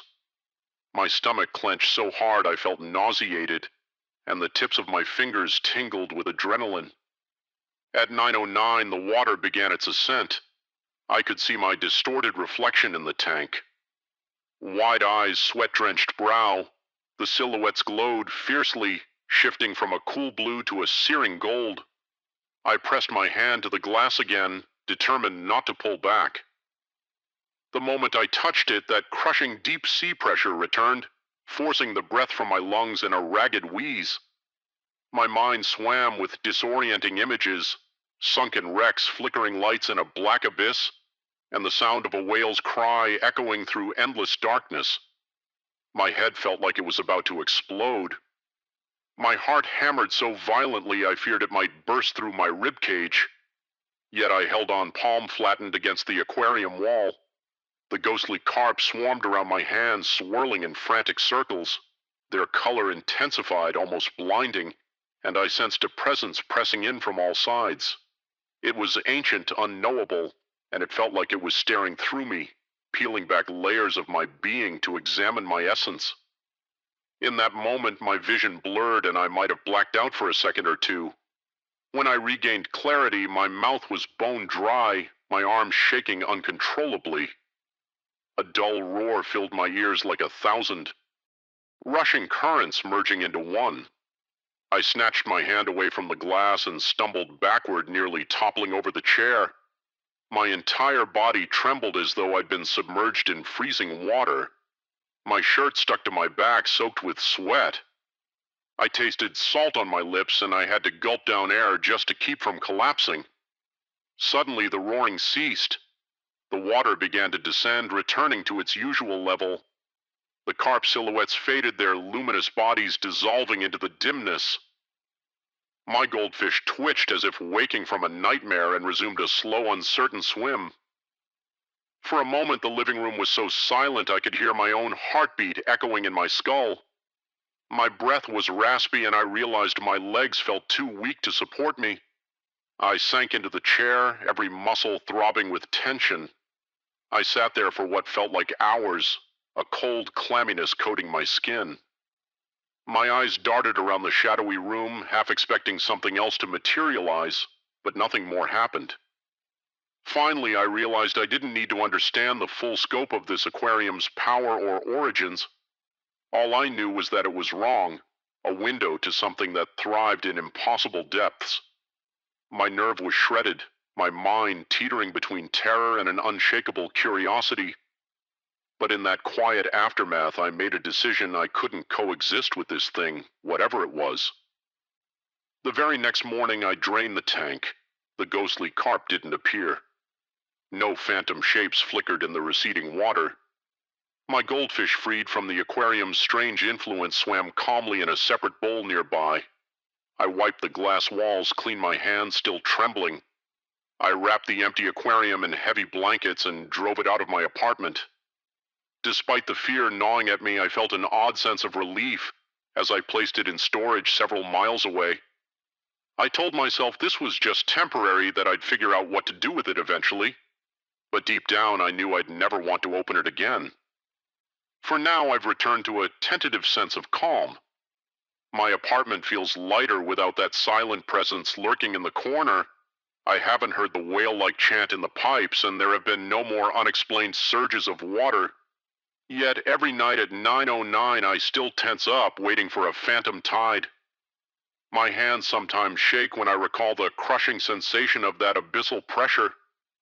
And when I close my eyes in the dark, I can almost see the luminous outlines of those carp drifting through a boundless expanse of black water. The memory alone is enough to send a chill rolling through my body, goosebumps spreading across my arms. I'm left with a lingering unease, a persistent question that keeps me awake. What was that force behind the aquarium's eerie manifestations some nights? I wonder if it's still out there beckoning from a distance with that low resonant call. Even now, I occasionally dream of a deep ocean silent, except for the slow pulse of enormous shapes sliding through the abyss. I wake up gasping for air, heart pounding, convinced I've heard that ominous hum in the hallway. If there's one thing I've learned, it's that certain mysteries are better left unsolved. But the memory of that aquarium and the press of something ancient and unearthly will stay with me. A quiet terror that reminds me how fragile our grip on reality can be. I escape the presence, at least in a physical sense, yet part of me remains caught in its unseen currents, haunted by the silent tide that rose each night at 9:09. Story 8. From the very first second I saw the violin resting on a velvet cushion at the auction house, an unsettling chill washed over me. It was as though the instrument itself had been waiting silent and patient for someone to claim it. Even before I touched the polished wood, I caught a faint odor of damp earth, reminiscent of freshly dug soil after a rainstorm. The smell should have been pleasant. Nothing beats the crisp scent of wet ground, but instead it evoked an inexplicable sense of dread. Something about that violin felt wrong, almost as if it were aware of my presence and reluctant to let me walk away. I won the bid with surprising ease. No one else seemed interested, or perhaps they were all too eager to let it go to someone else. Driving home, I propped the violin case on the passenger seat, stealing a glance at it every time I stopped at a red light. The odor was stronger in the enclosed space of my car, like a warning. Yet the external craftsmanship was undeniably beautiful. The varnish had a warm caramel hue, though flecked with darker spots that looked suspiciously like stains. By the time I pulled into my driveway, my head was buzzing with a mixture of curiosity and mild apprehension. I felt compelled to open the case right there in the car, but I resisted. A part of me sensed that once I started playing it, there would be no going back. Stepping inside my house, I set down the case in my living room, turned on a single lamp, and opened the locks. The violin surface shone with an unsettling sheen under the warm yellow light. I ran my hand over the wood and sniffed again, wanting to confirm the strange scent. Yes, it was unmistakably the same damp earth odor. Setting it gently on the table, I prepared the bow with rosin, noticing how quickly the rosin cake wore down as though the bow's horsehair was unusually rough or hungry for friction. My heart thumped in my chest an erratic, anxious beat. When I finally drew the bow across the strings for the first time, the note that emerged caught me completely off guard. I intended to play a simple open G, but what rang out was a wavering high-pitched harmonic that set my teeth on edge. The unnatural resonance seemed to echo off the walls. My eyes darted to the violin surface, and for an instant I thought I saw a shift in the varnish, like something beneath it was moving. Before I could fully register that moment, I became aware of my own shadow cast across the wall behind me. And next to my outline there was another shape, a figure with a violin tucked under its chin, mirroring my posture. Yet there was no logical source for this second shadow, no second light that could explain it. Heart pounding, I let the bow slip from my fingers. The bizarre, high-pitched harmonic abruptly ceased. Even after I put the violin away, I couldn't stop thinking about that moment. My arms felt heavy as though they'd been drained of all strength, and my mouth went dry. I turned off the lamp and went to bed, but sleep evaded me for hours. There was a nagging sense that I wasn't alone in my own home. Eventually, exhaustion dragged me into a fitful slumber. When morning came, I convinced myself I had imagined that second shadow in the half-lit room. Still, my stomach twisted with lingering unease. Over the next few days, I tried to rationalize what had happened by telling myself I was simply out of practice, that the violin strings and bow were reacting unpredictably to my technique. But the more I practiced in the evenings, careful measured scales and simple arpeggios, the more I noticed bizarre disjointed harmonics appearing where none should have been. Each time they emerged, my body erupted in goosebumps. I felt watched. I sensed a presence behind me, near me, in the corners of my vision. Once I caught a glimpse of that same phantom silhouette on the wall, playing in sync with me but never making a sound. Every time I turned to look directly at it, I found nothing there. The violin itself seemed to grow heavier in my hands. The varnish under bright light bore faint patterns I hadn't noticed before, almost like branching veins, and that earthy smell would intensify whenever I concentrated on these new markings. It was as though the instrument were exhaling, pulsing with some hidden life. After each session, I felt drained, covered in cold sweat. My breath came in shallow gasps, and my heart hammered like it was trying to break free from my ribcage. Late at night, when I tried to record my practice sessions, I discovered another inexplicable phenomenon. I set up a digital recorder on the music stand and played the violin for an hour, weaving simple melodies and occasionally daring to attempt more complex pieces. During playback, the track was almost entirely silent. Only a faint background hiss, and what sounded like my own heartbeat thumping steadily, could be heard. None of the violin notes registered. My bowing, the strings' vibration, the chords. Everything was erased, replaced by the ominous rhythm of a racing pulse. But what truly unsettled me was that the heartbeat on the recording didn't match mine. I timed my pulse while listening, and the recorded pace was significantly faster, almost feverish, as though it belonged to someone else entirely. Within a week of owning the violin, I felt my sanity slipping. My dreams were plagued by flickering images of narrow corridors, illuminated by an otherworldly red glow. In these nightmares, I heard the haunting strains of a violin echoing behind me, growing louder and sharper with every step I took. Each time I turned around, I saw only shifting shadows. Waking up left me breathless, my skin clammy with sweat, my throat parched. The nights blurred together, and my exhaustion made me jumpy and irritable. I hardly recognized myself in the mirror. My eyes had sunken, ringed with deep circles, determined to fight my growing sense of dread. I decided to invite a few close friends over for a small private performance. Just a handful of people who appreciated classical music and had no reason to doubt my abilities. I wanted them to witness the phenomenon, or at least verify that I wasn't hallucinating. Maybe I thought if they heard those eerie harmonics, or noticed the bizarre second shadow, I'd have proof I wasn't losing my mind. So one Saturday evening, I arranged the chairs in my living room, dimmed the overhead light to create a moody atmosphere, and set out refreshments in the kitchen. Even as I waited for their arrival, that nauseating odor of wet soil seemed to permeate every corner of the house. When my guests finally gathered, I described the instrument's strange characteristics in the vaguest terms, leaving out the more disturbing details I wanted them to listen without preconceived bias. As I raised the bow for the first note, my heart pounded so violently I thought everyone could hear it. The opening melody was calm, though a heavy tension pressed down on the room. My friends' faces were blank, perhaps in polite concentration, but then without warning, the violin's lower strings began to resonate independently. A series of dissonant minor notes floated through the air. I wasn't the one producing those tones. I felt the bow still on the higher strings, yet the instrument sang with impossible life. My friends shifted in their seats, clearly uneasy, though no one jumped up or spoke. The atmosphere became suffocating, as if the very air weighed more. My lungs struggled to draw breath. Despite my fear, I pressed on, letting the piece reach a crescendo. That was when I sensed it again. A presence behind me, a shape at the edge of my vision. I felt a chill tracing the length of my spine.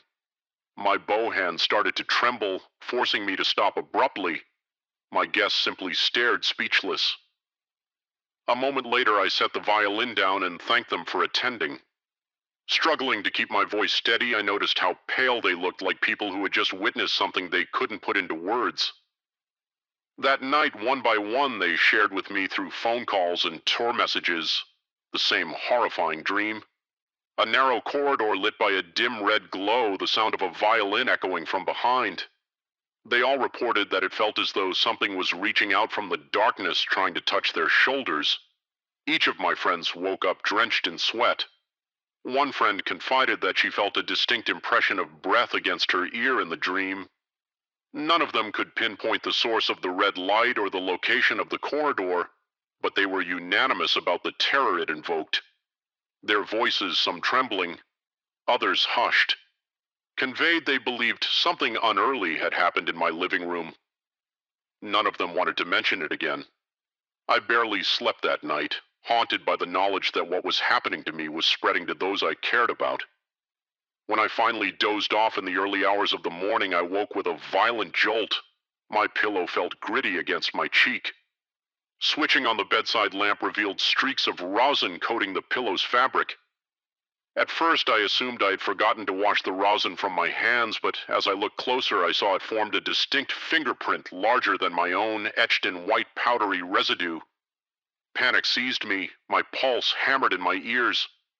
Something had touched my pillow, something that wasn't me. I sprang out of bed, nearly tripping over my own feet in my haste to find the violin. Its case sat in the living room, locked just as I had left it. However, when I flipped it open, I noticed a residue of rosin coating the bow's hair far more than I'd ever applied. The odor of earth was oppressive. I felt a strong instinctive revulsion, as though I were in the presence of a living creature, not a crafted instrument. Over the following days, each time I attempted to play, the phenomenon intensified. The unplayed strings would resonate, forming morbid chords in a minor key. My muscles seized with tremors, a primal reaction to an invisible threat. My throat went dry as if I'd swallowed desert sand, and my lungs seemed to forget how to take in oxygen. Worst of all were those fleeting peripheral shadows that seemed to multiply around me. Whenever I practiced, it felt like I was in a crowd of silent observers, the walls shifting with silhouettes that jerked and writhed to the faint rhythms produced by the violin. Some nights I swore I heard whispering in another room, but whenever I forced myself to investigate, I was greeted by emptiness. My paranoia escalated. During the day, I found it difficult to concentrate at work. My mind drifted to the violin locked away at home. I felt certain it was waiting for me. Even in bright daylight, the memory of its unsettling resonance and that second shadow like a phantom companion haunted me. My reflection in windows and mirrors seemed to waver with doubt. I felt perpetually watched, as if the boundaries between me and the violin had blurred. Thoughts raced through my head. Had I awakened something that lay dormant within that wood, desperate for relief, I tried to rid myself of the violin. At first, I thought to return it to the auction house, but a quick inquiry revealed they had no record of its previous owner or origin. It was as though the instrument had simply materialized there. One day unaccounted for, I considered setting it aside, leaving it untouched, but that smell of damp earth lingered in the air, clinging to my clothes, following me from room to room like a malignant spirit. Eventually, I locked the violin in an old chest and shoved it into a dark corner of the basement. Though out of sight, it never left my thoughts. Soon the nightmares became more frequent and more vivid. I found myself wandering that same narrow corridor of red light, hearing the screech of bow on string echoing all around. My chest tightened each time I reached the corridor's end, only to find a mirror. In the reflection, I saw not just myself, but that second form with a violin just behind my shoulder. I'd wake up gasping for air, clutching the sheets. Certain that I heard notes drifting from the basement, I could hardly tell where my dreams ended and my reality began. My heartbeat seemed perpetually elevated, my hands clammy with sweat. My entire body felt locked in a state of perpetual anxiety, anticipating the next horrifying event. One evening, with my mind on the edge of unraveling, I decided to face this thing. Whatever it was, head on, I retrieved the violin from the basement. A heavy dread coiled in my stomach as I carried it upstairs to the living room. This time I lit every lamp, determined not to allow shadows any room to lurk. My heart pounded erratically, but I forced myself to tighten the bow's hair apply rosin and hold the violin under my chin. As I placed the bow on the strings, I envisioned a shield of sorts around me, trying to keep my terror in check. The first few notes emerged in a quivering, quiet melody. The resonance hung in the air, thick with tension. My mind screamed at me to run, but I pushed forward, weaving a rising sequence of notes. Then I felt it, the distinctive tug of the lower strings vibrating on their own. A stark chord rang out discordant and mournful, carrying an undercurrent of despair that seized my chest. My body shook and tears stung my eyes, not from sadness alone, but from a deep primal fear of the unknown. The room seemed to darken, the overhead lights flickering as if overshadowed by some presence far greater than me. I pressed on, forcing myself to play over that chilling chord. My arms grew weak and my breath came in shallow gulps. Through a haze of tears, I noticed a swirling shape on the living room wall, contorting like a reflection in disturbed water. It took on the silhouette of a violinist, a shape that almost matched mine. Yet it performed with a confidence and poise that I lacked, as though it were the true master of this piece. My mind teetered on the brink of panic, my rational thoughts dissolving into raw terror. The piece reached a crescendo, a shrieking collision of dissonant notes. I could barely maintain control of the bow as sweat dripped down my temples. Finally, the chaos peaked and then plunged into silence. My arms fell to my sides, my vision blurred. I sank onto a chair, the violin still clutched in my left hand, the bow trembling in my right. For several seconds, I expected the shadow to persist, to loom over me, but in the sudden quiet, I sensed the presence retreat, leaving behind a suffocating emptiness. My ears buzzed with an intense ringing. I stayed there immobile for what felt like hours. I still have that violin. Sometimes a faint hint of that damp, earthy smell resurfaces, sending my pulse racing. But for now, the house is quieter. My friends keep their distance, some admitting they still have nightmares of narrow corridors and red light. I can't blame them. There are moments when I consider taking a hammer to the violin, smashing it into splinters, and burying the remains somewhere far away. Yet something holds me back. A mixture of morbid curiosity and a twisted sense that the violin belongs with me now. Deep down, I suspect that this experience has left a permanent imprint on my soul. The boundary between my world and whatever forces cling to that instrument has been irrevocably weakened. Even if I locked the violin away forever, I'd still feel the echoes of that second shadow, that nameless resonance whispering in my ears. I might manage to lock every door and close every window, but I will never truly forget the taste of rosin-laden dread on my lips, the oppressive smell of freshly dug soil, and the phantom shape that played along with me. My nights remain uneasy, my reflection sometimes tinged with a flicker of that silhouette behind me. Despite the fear that grips me, I cling to the fragile hope that acknowledging this presence, whatever it may be, will grant me enough understanding to coexist with it, or at least endure it. Because in the end, there is no running from the music we have already set in motion. Story 9.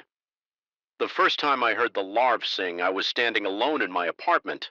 All the lights off except for the faint glow coming from the bathroom down the hall. That low subaquatic chorus, like an ancient chant echoing beneath miles of ocean, caught me off guard. My heart lurched as if it had missed a beat, and a slow, clammy sweat broke over my neck. Right then, in that moment of inescapable quiet, I felt the hush of the world around me intensify, pressing down on my chest with suffocating weight. Whatever was happening, it had taken root in the shadows of my own home, and I could sense it curling around the edges of my daily life, poised to change everything I thought I knew about. Reality. I live in a modest apartment on the third floor of an older building, the kind with creaky hardwood floors and narrow, dimly lit corridors. There's a single bedroom, a cramped living space, and a tiny kitchen. In that kitchen on the windowsill rests my favorite bonsai, a gift from a friend who insisted I needed a touch of green in my life. For months I cared for that bonsai with a kind of reverence. I trimmed its branches, meticulously watered its roots carefully, and watched it flourish in gentle sunlight each morning. But life has a way of piling up small obligations until they overshadow the things you once considered important. One week I found myself rushing between deadlines and errands, ignoring the warning signs that the bonsai needed more water. Its soil became bone dry, the leaves drooping in a silent plea. I didn't realize how critical that lapse was until I noticed something bizarre in the kitchen sink. Tiny pale white larvae appeared out of nowhere, spiraling up from the drain in a soft, eerie dance. They reminded me of grains of rice at first glance, but these were undeniably alive.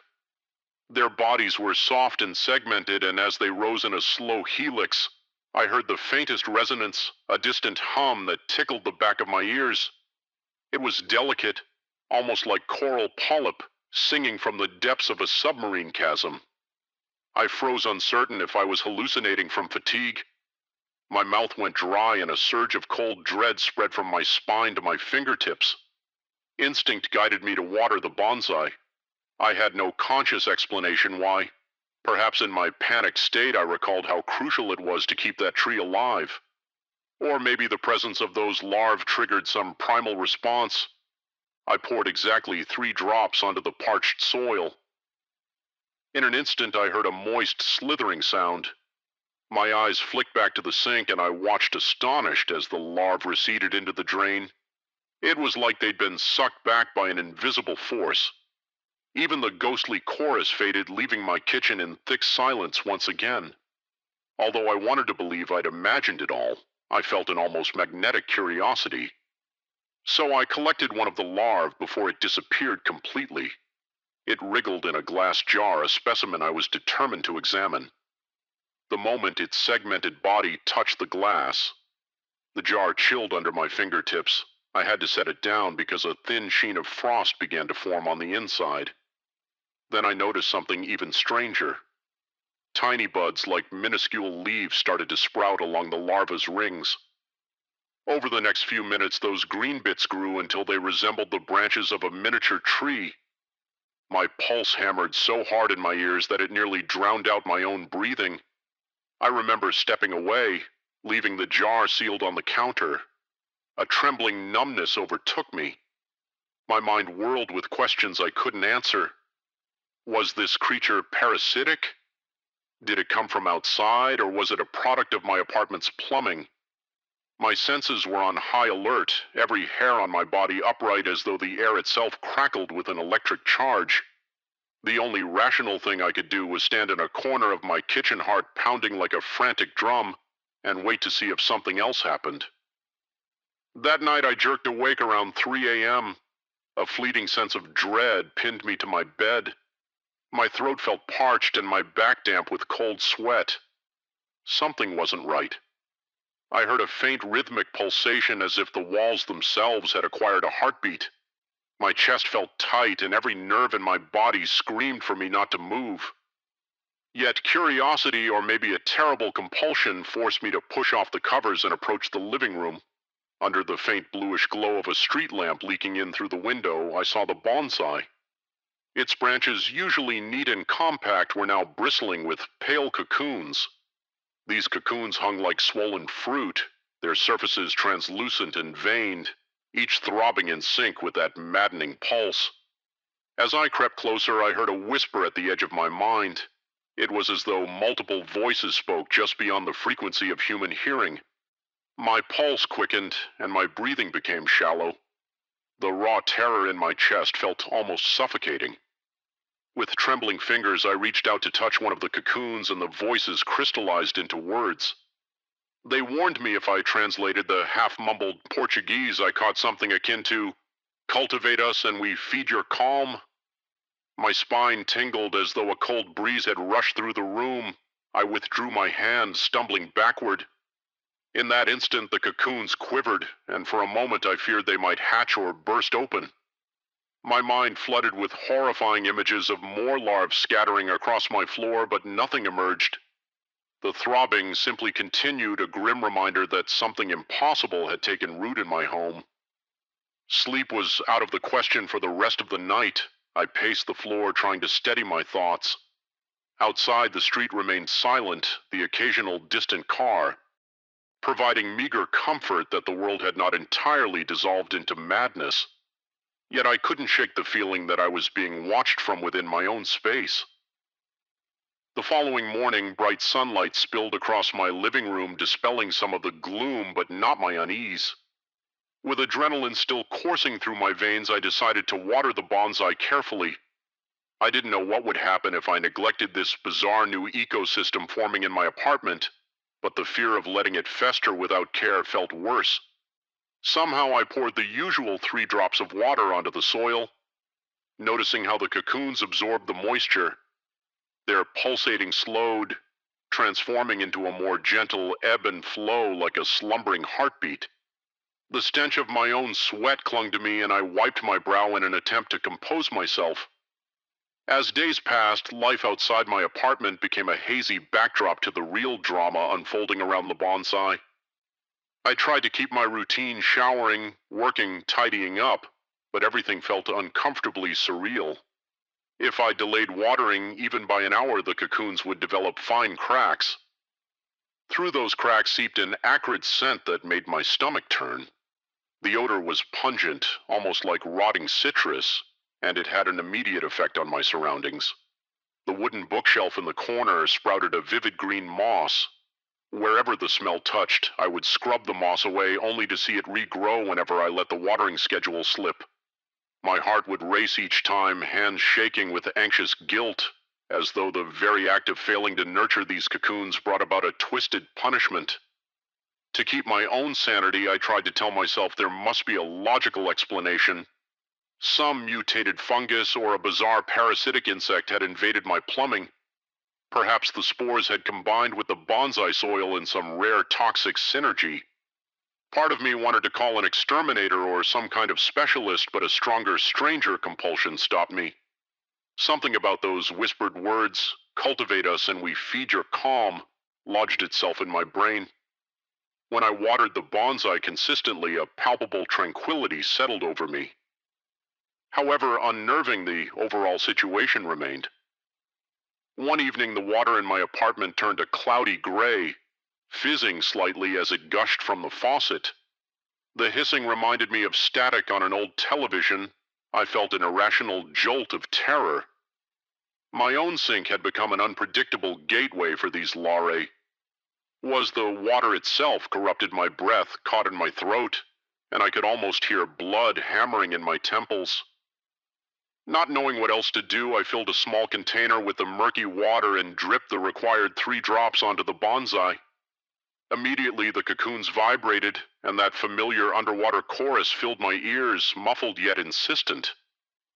That night, I dreamed of walking through a forest, each tree bearing white writhing larvae in place of leaves. The ground felt spongy beneath my feet, as if covered in moss or compost. Strange calls echoed between the trunks, a sound both alluring and horrifying. When I woke drenched in sweat, I saw shadows dancing across the walls, though there was no source of light to cause them. My heart pounded with such force that I had to remind myself to breathe. Slowly, focusing on each inhale and exhale to avoid collapsing into panic. Days turned into a blur. I rarely left my apartment unless I absolutely had to, fearing what might happen in my absence. The lines between dreams and reality grew hazy. I began hearing the larvae singing at random times while brushing my teeth while pouring coffee. It felt as though they dwelled in every pipe and every gurgle of the apartment's plumbing. My sense of smell grew more acute. That acrid tang from the cracked cocoons lingered like a constant threat. If I so much as delayed the watering by a few minutes, my hands trembled each time I held the watering can, the weight of responsibility crushing my chest. I tried talking indirectly with a coworker, explaining I was going through strange issues at home. He suggested I call maintenance or maybe a plumber, but I couldn't bring myself to do it. I worried they would see the pulsating cocoons and the swirling larvae and do something drastic like disposing of the bonsai or fumigating the apartment. I hated how paralyzed I felt, but there was also a haunting allure to the idea that these creatures in some twisted way relied on me. Their presence offered a stillness, an odd calm that was at once soothing and terrifying, as if I'd become part of their world just as they had become part of mine. Every so often I forced myself to examine the lone larvae I'd captured in the jar. The frost never left the glass, and the miniature leaves on its segmented body became more elaborate each day, like an evolving micro bonsai. I couldn't understand its function. Was it a scout, a harbinger, or something more sinister? Its presence filled me with awe and dread in equal measure. Late one afternoon I noticed the cocoons had grown, larger, stretching along the branches. Their translucent shells revealed faint outlines of the larvae within. I saw delicate leaf-like tendrils intertwining with the insect bodies, forming a bizarre fusion of plant and animal life. The sight made my skin prickle. My stomach churned with nausea and wonder. A single droplet of sweat trickled from my temple, and I brushed it away before it fell onto the soil, terrified of initiating some unknown reaction. My head throbbed with the weight of these revelations, and I fought the urge to just fling the bonsai out the window. Yet some deeper instinct told me that if I did, I might unleash something far worse.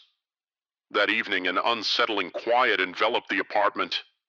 Even the usual city noise outside felt muffled, as though my windows were sealed by an invisible barrier. I paced the living room, hands clammy chest tight with anxiety. My ears strained for the slightest sound of that choral-like chant. All I heard was the raspy hush of my own breath. The bonsai seemed dormant, its cocoon still as stone. That lull only made my apprehension skyrocket. I had grown used to some measure of activity, an occasional quiver or hum. The complete stillness suggested a build-up to something more drastic. Then around midnight I heard a faint crack. My body tensed, adrenaline flooding me so suddenly that I felt lightheaded.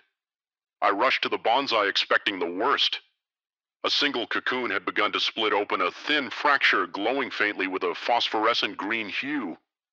My lungs constricted, heart pounding so violently that a pulsing ache spread through my ribs. I grabbed the watering can, my hands shaking uncontrollably, and poured 3 deliberate drops onto the soil. For a moment time seemed to suspend, breath lodged in my throat.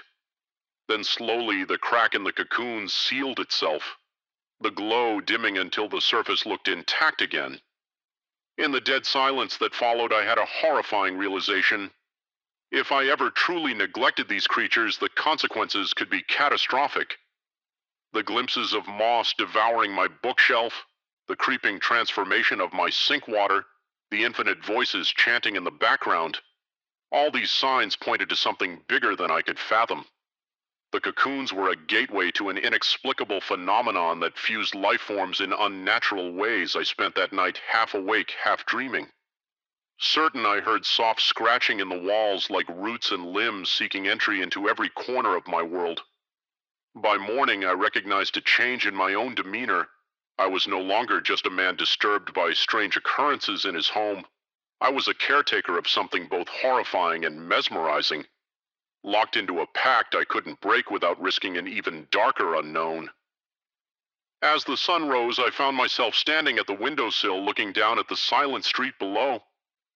My breath fogged the glass and my reflection stared back with hollow eyes, hair damp and disheveled from too many sleepless nights. Behind me, the bonsai's cocoons pulsed quietly like a dozen hearts beating in unison. The jars and the shelves seemed overshadowed by the presence of these life forms demanding my care, or was I the one who had become dependent on them? I wanted out, but I also couldn't ignore the twisted comfort they provided. My anxiety felt oddly moderated by their presence, as if part of me had grown addicted to their hum. If I tried to flee, would I ever find peace, or would the Lara song haunt me wherever I went? Perhaps a permanent residue had seeped into my mind, entwining itself with my thoughts. Just as those leaf-like tendrils coiled around the insect bodies, I decided on a final plan. I would care for them. One last time, water them precisely, ensure they were stable, then quietly remove the bonsai from my home and leave it at a remote location, maybe a greenhouse or an abandoned lot. Whatever these creatures were, they needed water in the bonsai to maintain their presence. If I removed myself from the equation carefully, maybe I could sever the connection without unleashing something uncontrolled. So that morning I gave them 3 perfect drops. The cocoons responded with a subtle flicker of luminescence, and I felt a vibrating calm settle over the room. My heart, still pounding with tension, began to steady. I inhaled and exhaled, imagining the swirling larvae retreating into the darkest recesses of my plumbing. I closed my eyes, ignoring how the wooden bookshelf creaked as if in acknowledgement. I have to do it soon before the next crack appears or the next wave of transformations begins. Yet as I stand here steeling my resolve, I sense the weight of their presence intensifying, as if they know my plan. The translucent shells shimmer ever so slightly in the morning light, and that subaquatic whisper surges in my ears. My palms grow slick, my heart hammering again with fresh terror. Do I really want to find out what happens if they fight back or if they somehow follow? Stepping away from the bonsai, I try to muster the courage to see this through. The apartment feels claustrophobic, as though the walls have inched closer during the night. I wipe beads of sweat from my forehead, breathing in jagged gulps. My skin tingles with a sensation akin to static. Part of me wonders if I should just keep watering them, continuing this parasitic relationship. But the rational part of my mind insists that nothing good can come of this ongoing surreal pact. I brace myself, glancing at the now quiet sink. My chest constricts with the thought of opening the drain to see what might be lurking. Yet the notion of leaving these cocoons to flourish unchecked in my cramped apartment is more horrifying than I can bear. I need to act even if I'm terrified of the consequences. Some primal part of me hopes they're telling the truth, that if I cultivate them, they will feed my calm. But at what cost? My sanity is already eroding. I can't imagine living under the constant shadow of this living, breathing anomaly. Even as I gather the courage to relocate the bonsai, I can't escape the suffocating certainty that I'm bound to these creatures. Whether I succeed or fail, a part of them, of that haunting hum, those twisting leaves, that chilling luminescence, has fused with me forever. Stepping out into the harsh daylight may grant me momentary reprieve, yet I sense I'll feel them thrumming in the back of my mind, reminding me that once you've fed the unknown, it never truly releases you.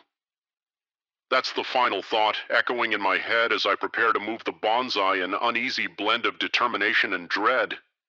I pick it up, cocoons shuddering at my touch, and head toward the door. My pulse is frantic, cold perspiration coating my palms and forehead.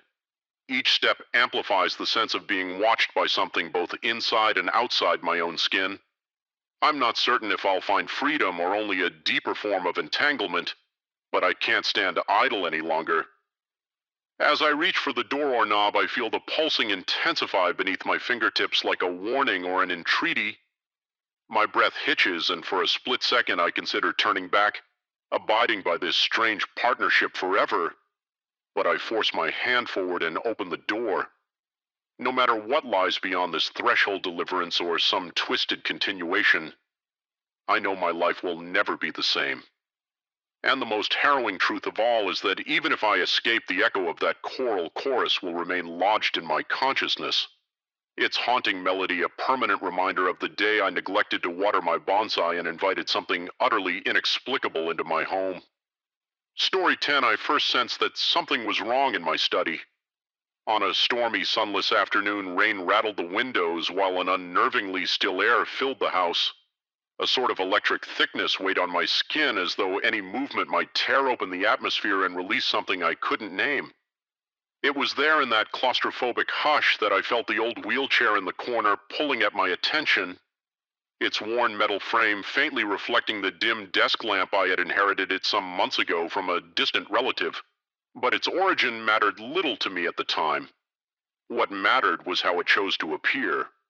Always rolled up next to my desk on days when my creative flow had dried up.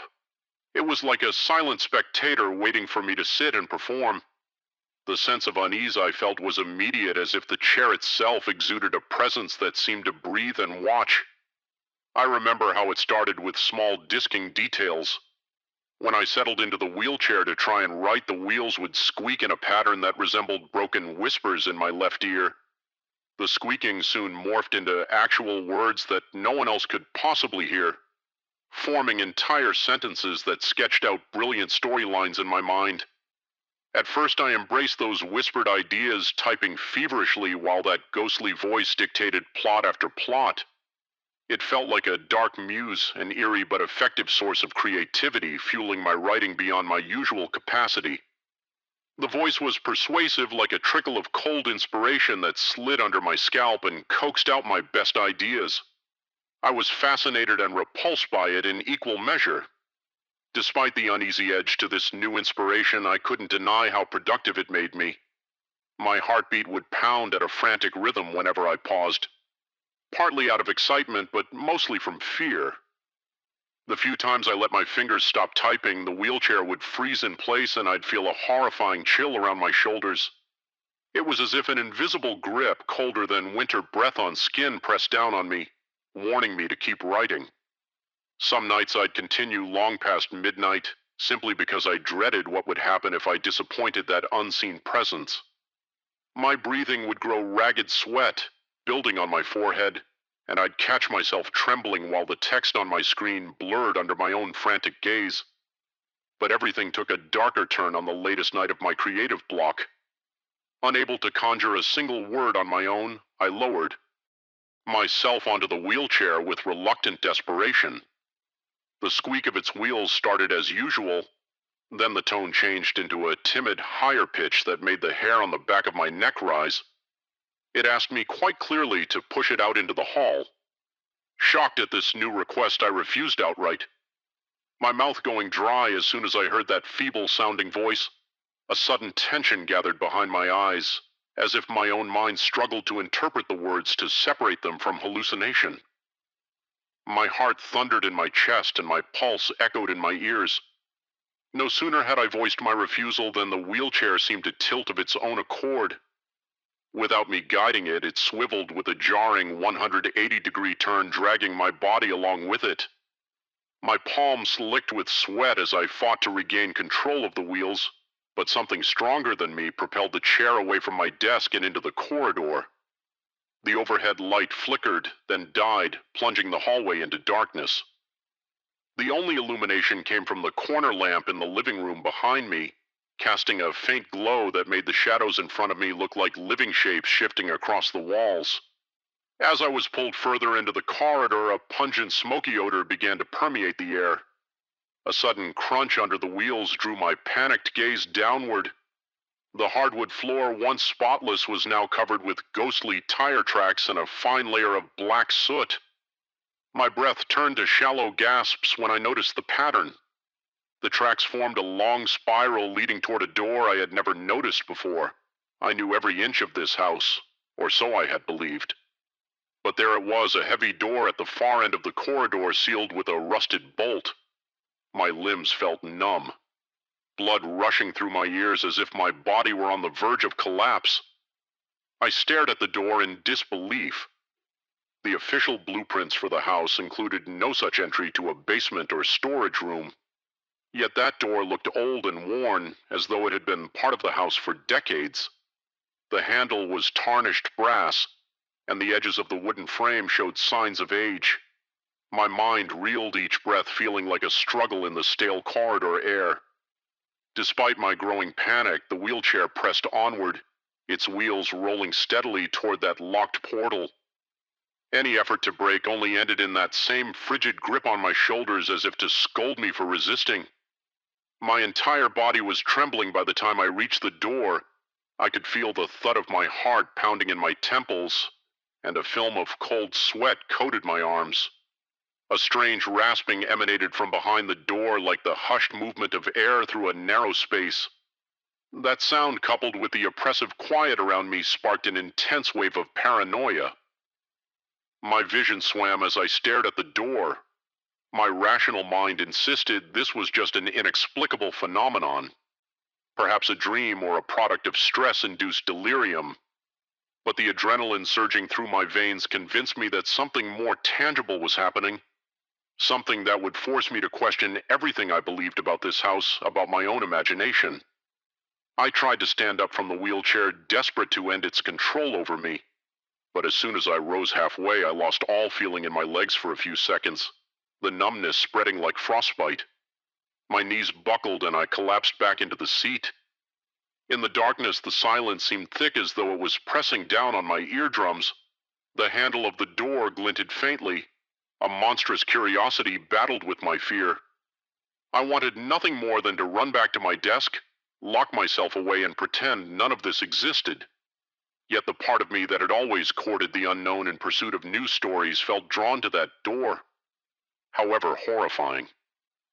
The wheelchair, apparently satisfied that I wouldn't flee again, rolled closer. I reached for the handle, the metallic taste of anxiety coating my tongue. Every second felt like an hour. My mouth was parched and my hands trembled as I touched the cold brass. I anticipated some unearthly growl or a jolt from behind it, but there was only the same faint rasping, like stale air shifting within. I tested the door and it rattled, locked. The bolt was rusted in place. Relief and dread collided in my chest. Part of me was grateful I couldn't open it. Another part was sick with curiosity about what lay beyond. My sight blurred slightly and I realized my entire body was on the brink of collapse. Still, the wheelchair refused to budge from that spot. I whispered, barely audible, that I wanted to go back, that I wanted to return to my desk. And just like that, the corridor light flickered on again, weak and sickly. The wheels slowly turned the chair away from the door, leaving behind the dark spiral of soot, like a trail of silent warnings across the floor. Back at my desk, I noticed my hands had begun to shake so violently I could hardly type. But the whisper, that constant push to produce ideas, resumed. It pressed into my ear with renewed urgency, forming tantalizing story. Snippets that promised literary brilliance, if I would only keep writing. My breath was shallow and I felt tears well up in my eyes. Equal parts terror and frustration. I sensed that continuing to write was my only protection against something worse, lurking just outside my office door. The smell of burned dust still hovered in the air, a pungent reminder that a boundary had been crossed. This was no mere superstition or eccentric quirk. I was confronting something truly malevolent, or perhaps something entirely within my own unraveling mind. Over the next days, I tried ignoring the wheelchair altogether. I worked standing, paced the house aimlessly, fought against the horrifying magnetism of that seat and its sinister whispers. I attempted to avoid even looking in its direction. But no matter where I turned, I felt a presence following me, as though invisible hands clung to the back of my shirt, tugging me in subtle increments. When I went to the kitchen, I caught a faint reflection of it in the window, as though the chair had inched into the hallway. My chest tightened whenever I realized that it seemed to move on its own, even when I tried to lock it away in a spare room. Several times I found the door I'd closed wide open and the wheelchair missing. Then I'd discover it once again at my desk, waiting silently. My paranoia skyrocketed. Each night I triple-checked the locks on the front door, on the windows, on every closet in the house, fully aware that none of these precautionary measures had any bearing on the true threat. The oppressive sense of being watched persisted until I was jolted awake by nightmares at every hour. My dreams were filled with corridors twisted into impossible angles, with wheel marks burned onto the floor forming messages I couldn't decipher. My sweat-drenched sheets told me that these episodes were more like an unrelenting assault than standard bad dreams. One evening I noticed a new detail that made my stomach lurch. The spiral of soot tracks in the hallway had grown fainter, as though someone or something was gradually wiping them away. I found streak marks across the floor, as if the wheelchair had moved back and forth over the spiral to blur it. I hadn't heard a sound yet. The evidence of activity overnight was undeniable. The realization that it was tampering with evidence of its own existence made my skin prickle with dread. It was as though the house itself conspired to keep me guessing, toying with me, ensuring I wouldn't trust even my own memory. My mistrust in reality deepened. At times, the corridor appeared longer than usual, as if it stretched at an impossible angle. Light bulbs constantly flickered, never quite dying yet, never offering proper illumination. Even the shadows seemed to have a life of their own, bending and curling in my peripheral vision. On one occasion, I had a momentary sensation that the wheelchair seat was slightly warm, as if it had just been occupied by something else. These small accumulations of strangeness pressed on my mind until I felt like a stranger within my own home. In my more rational moments, I considered that this could be a hallucination, a breakdown brought on by anxiety and isolation. I tried to recall if I had always been so jumpy, or if the wheelchair was merely a scapegoat for my creative struggles. But each attempt at rationalization crumbled whenever I heard that faint, squeaking voice offering me the ideas I so desperately needed. My heart hammered each time, a twisted mix of relief at the creative spark and horror at the source. The pressure on my shoulders would return, as though it insisted I keep writing no matter the cost. I knew I had reached a breaking point. My reflection in the bathroom mirror looked gaunt, eyes bloodshot from countless sleepless nights. My lips were dry and cracked, and I could feel the tension in every muscle, as though I were perpetually bracing for a sudden impact. Yet still the wheelchair waited day after day, demanding my engagement. The notion of leaving the house terrified me, because I sensed that whatever bound me to the wheelchair might follow, and if it followed me, then I'd have no sanctuary at all. At last I made a decision I hoped would end the cycle. I would face that mysterious basement door in the corridor. If it was locked, I would find a way to open it. Perhaps confronting whatever lay behind it would stop these manifestations for good. After half a day of searching, I located a set of old keys in a dusty drawer near the fireplace. My hand shook as I tested each one on the door's rusted bolt. The wheelchair was parked nearby, almost humming with quiet anticipation. Adrenaline flooded my veins, my breathing ragged. Finally, the bolt turned. A resounding click echoed in the corridor, and I tugged the door open. The stagnant smell that wafted out made me gag. A darkness loomed beyond, seemingly deeper than the corridor's gloom.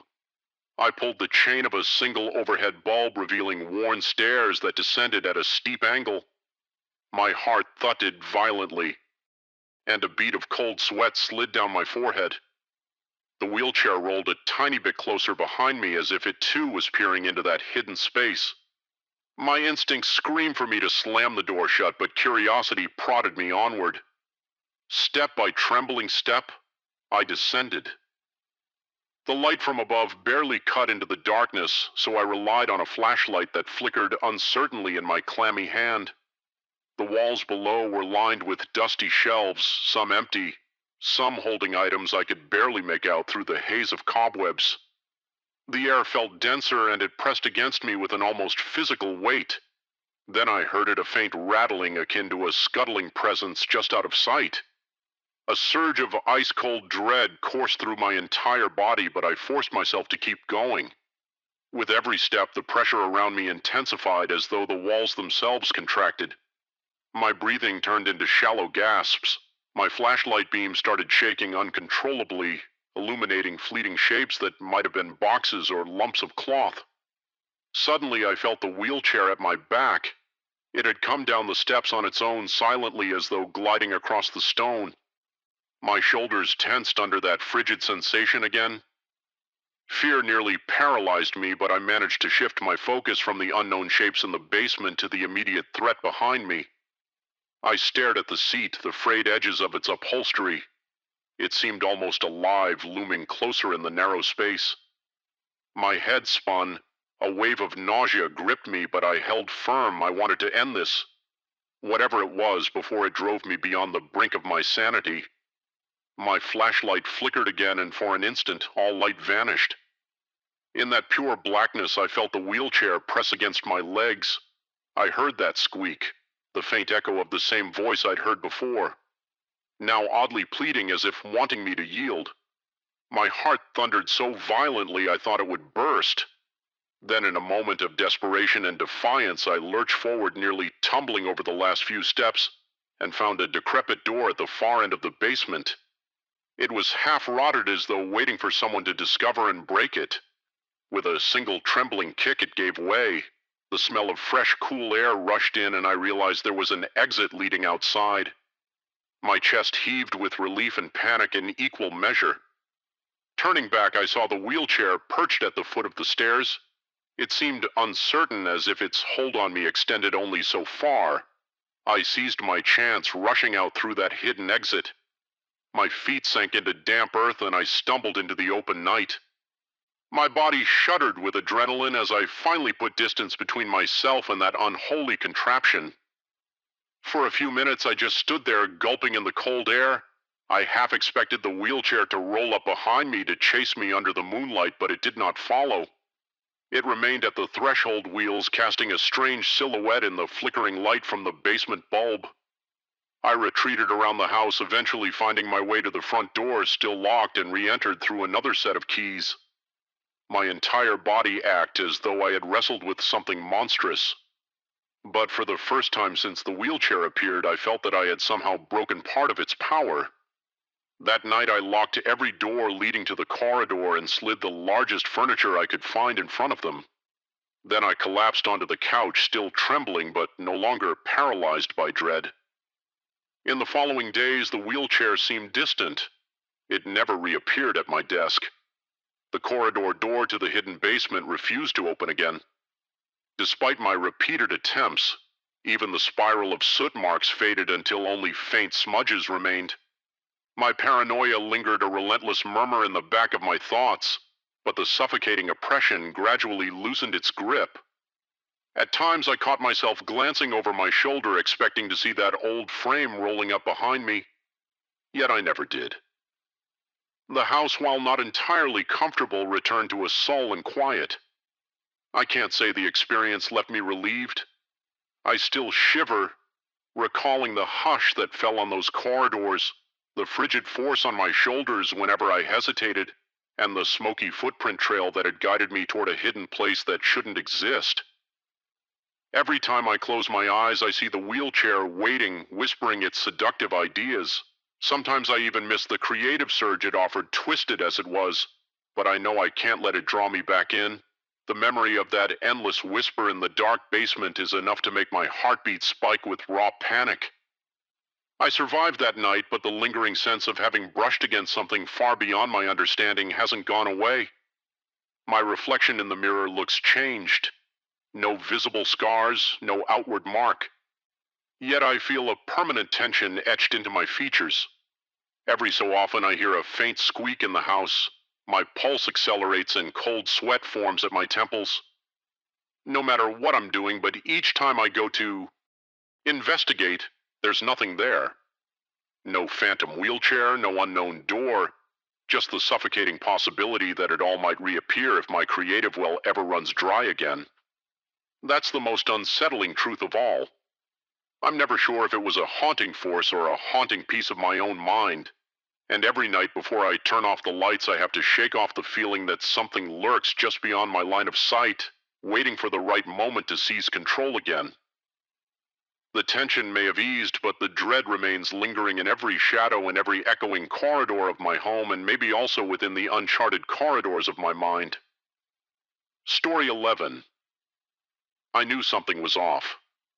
The moment I first heard the cabinet doors rattling in unison with my heartbeat. It was late on a Sunday, and I was trying out a new sauce recipe, carefully stirring tomatoes and herbs in a heavy bottom pot. My kitchen had always been my sanctuary, a place of focus and control. That night, though, the air felt charged like a static current, building in every corner. My chest felt tight, and I couldn't shake the feeling that I was being watched. It went beyond the usual paranoia of a creaking house at night. There was an intensity behind it, a low hum like an unspoken presence. I had just finished adding the oregano when I felt a firm pat on my back. It wasn't painful at first. Rather, it felt encouraging, like someone giving me a supportive nudge. Only I was alone in that house. I spun around, wooden spoon in hand, nearly splattering sauce across the floor. There was no one. My only company was the row of kitchen cabinets, all closed. The lights flickered for a split second, making the shadows on the ceiling appear to dance.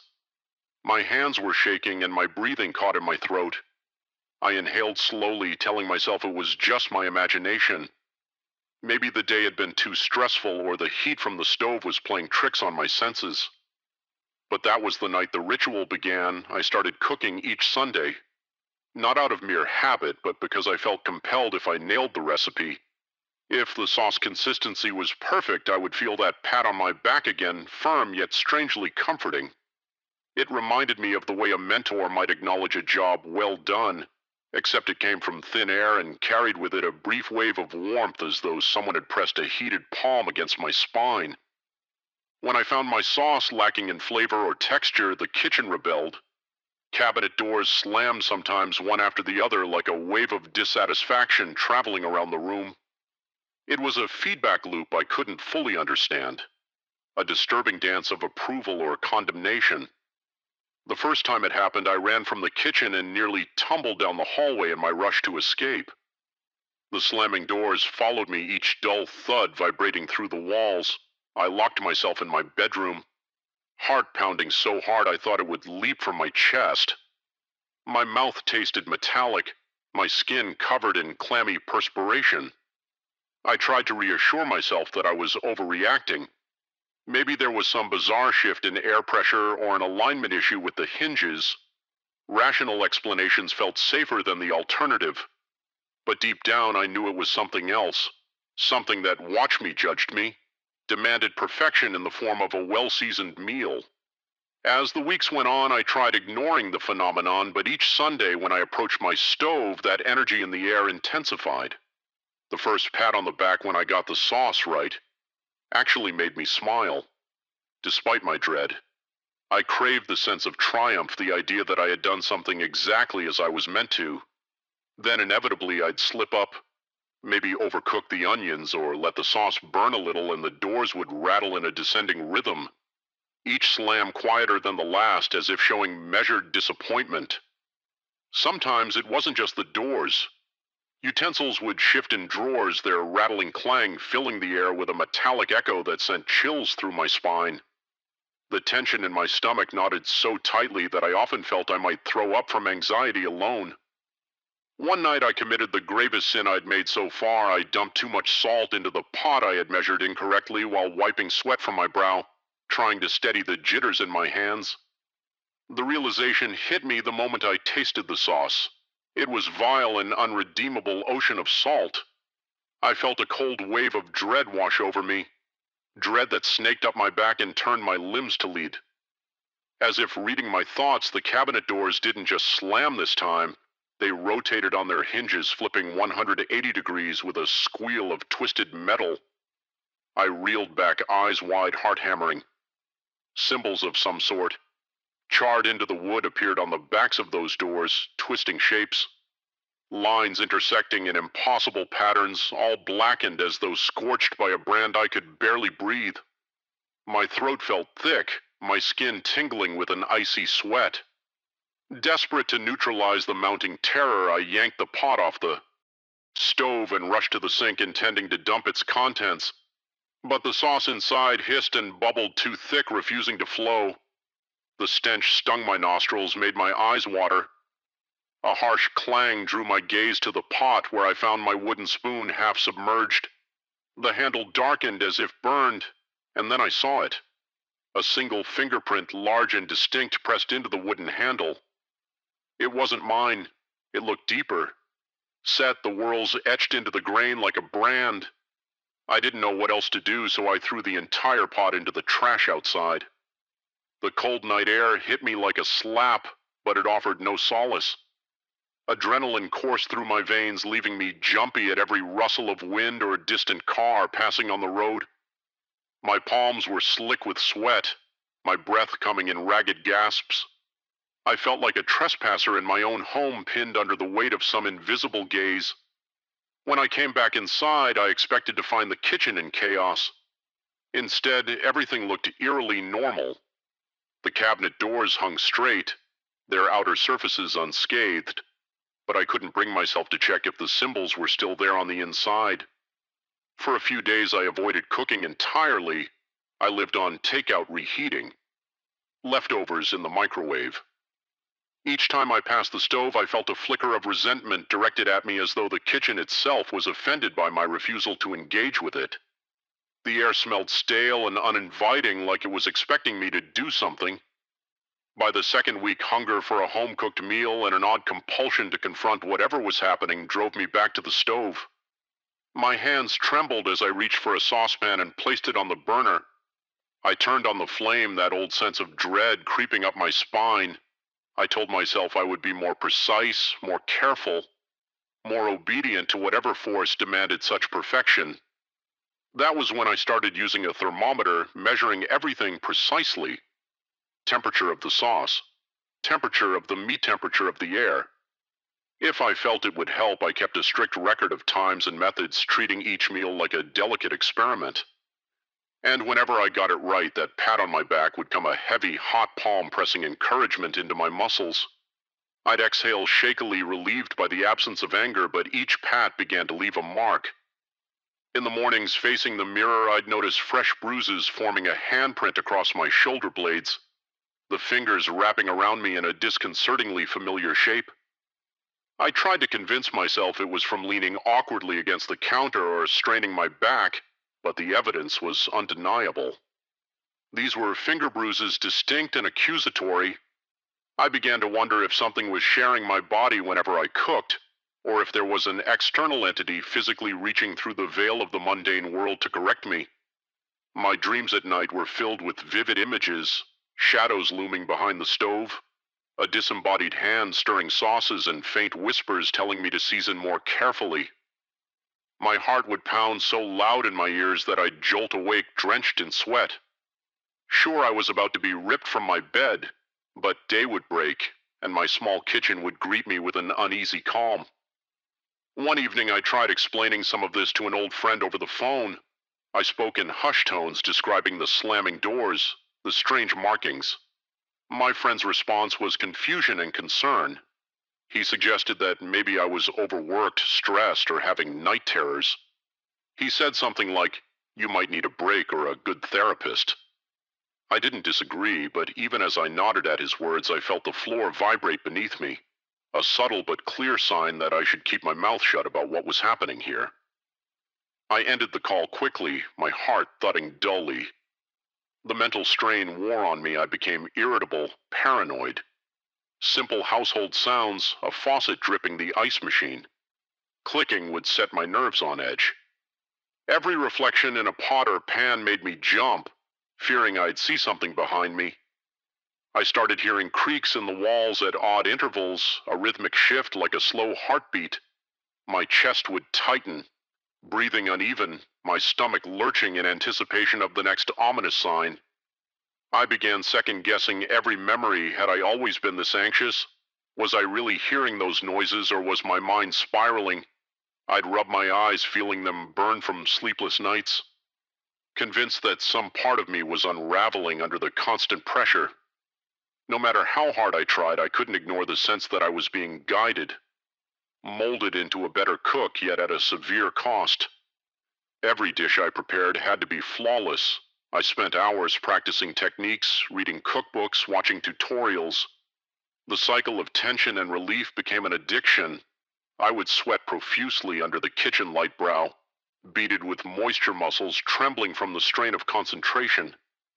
The aroma of sautéed onions or boiling pasta took on an almost sacramental quality. It was as if my kitchen had become a chapel, and I was both priest and offering performing a dark liturgy to an unseen deity. One Sunday evening, I decided to push back. I followed a recipe meticulously, but in the final step, I deliberately left out a crucial seasoning. I wanted to see what would happen if I defied the demands. The minute I tasted the sauce, I knew it lacked the savory depth it was supposed to have. My heart hammered so hard I felt faint, but I forced myself to keep stirring, acting as though nothing was wrong. Then came the slamming cabinet doors banging in quick succession, a furious staccato that seemed to warp the walls. The overhead light flickered a whining hum, filling the air like a chorus of wails. One door after another cracked violently, hinges screeching. The pressure in the room intensified like the air itself was bearing down on me. I staggered backwards, feeling my vision blur at the edges. My back hit the kitchen island and something smacked against my shoulder blades. It felt like a brand of heat so intense that I cried out. Then silence. My breath rasped in my throat, my pulse thundering in my ears. I could barely stand, knees trembling as though they would give way. The sharp stench of something burnt hung in the air and my eyes darted around. The cabinet doors were twisted in their frames, some hanging by a single hinge symbols, glowed faintly in the dim light, each one seeming more elaborate than the last. My pot was rocking on the burner as if someone had pushed its sauce sloshing inside. I remember thinking, this is it, I've gone too far. I rubbed my back, wincing at the pain.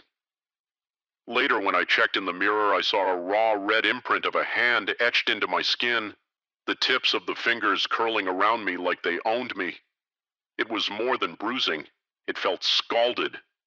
I clenched my jaw and felt my stomach knot, pure nausea welling up at the sight. There was no ignoring it anymore. Something had latched onto me, demanding perfection in exchange for peace. I started to question if the house had always harbored this presence, or if I had invited it in with my obsession for culinary mastery. Maybe it was an echo of someone else's skill, someone who had once lived here and refused to relinquish control. I even questioned my own sanity, wondered if I was hallucinating from stress. But no matter how I tried to rationalize, the physical evidence was too glaring to dismiss those symbols. The bruises, the warped cabinet doors, all of it was real. By the end of that week, I resolved to escape this cycle. Late that Sunday, I set about cooking one last time.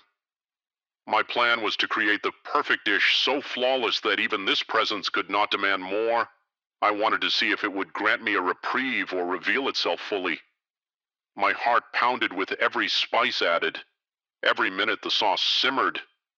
The tension was unbearable. I was swallowing repeatedly to keep the dryness from seizing my throat.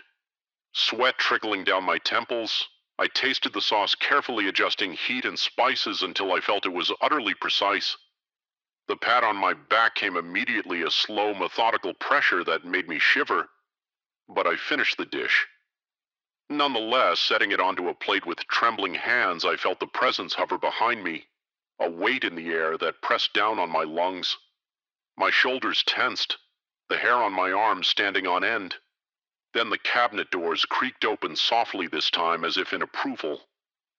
My heart hammered in my chest and my breath came out in shallow bursts.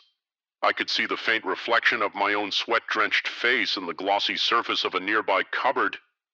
Shadows danced across the walls in time with the flickering overhead light. I placed the plate on the countertop, not entirely sure what I expected next. An oppressive silence followed. I stayed there poised on the edge, waiting for something to happen. It felt like an eternity of thick, suffocating stillness. Finally, the overhead light steadied, and a subtle shift of air brushed past me, almost like an exhalation of relief. My chest heaved, and I let out a breath I didn't know I'd been holding. I wasn't sure if I had passed some test or completed a final requirement. The tension in the room receded just enough for me to sense a faint hope. I stepped away from the stove, wiping my forehead with a shaky hand. My eyes drifted to the cabinet, still bearing their scars, but no longer contorted at unnatural angles. Without a word, I gathered my car keys and a small overnight bag I had packed in secret. I left the plate untouched on the counter, sauce cooling rapidly in the stagnant air. As I pulled out of the driveway, I felt an odd mix of triumph and dread. My back ached where that final pat had landed, and I knew fresh bruises would bloom by morning. Yet my mind buzzed with the possibility that I had somehow appeased whatever dwelled there. Driving away, I kept glancing in the rearview mirror, half expecting to see a silhouette standing in the window watching me depart. But the curtains remained still, the house looming in darkness,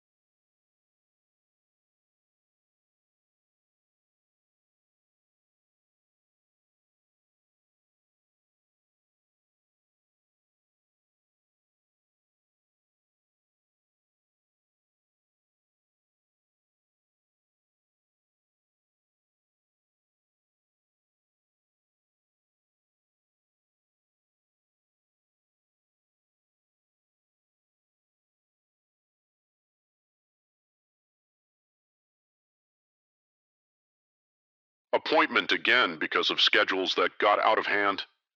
A week passed, maybe two, and I started to hear the sound again, that wet, meaty thump from the trunk.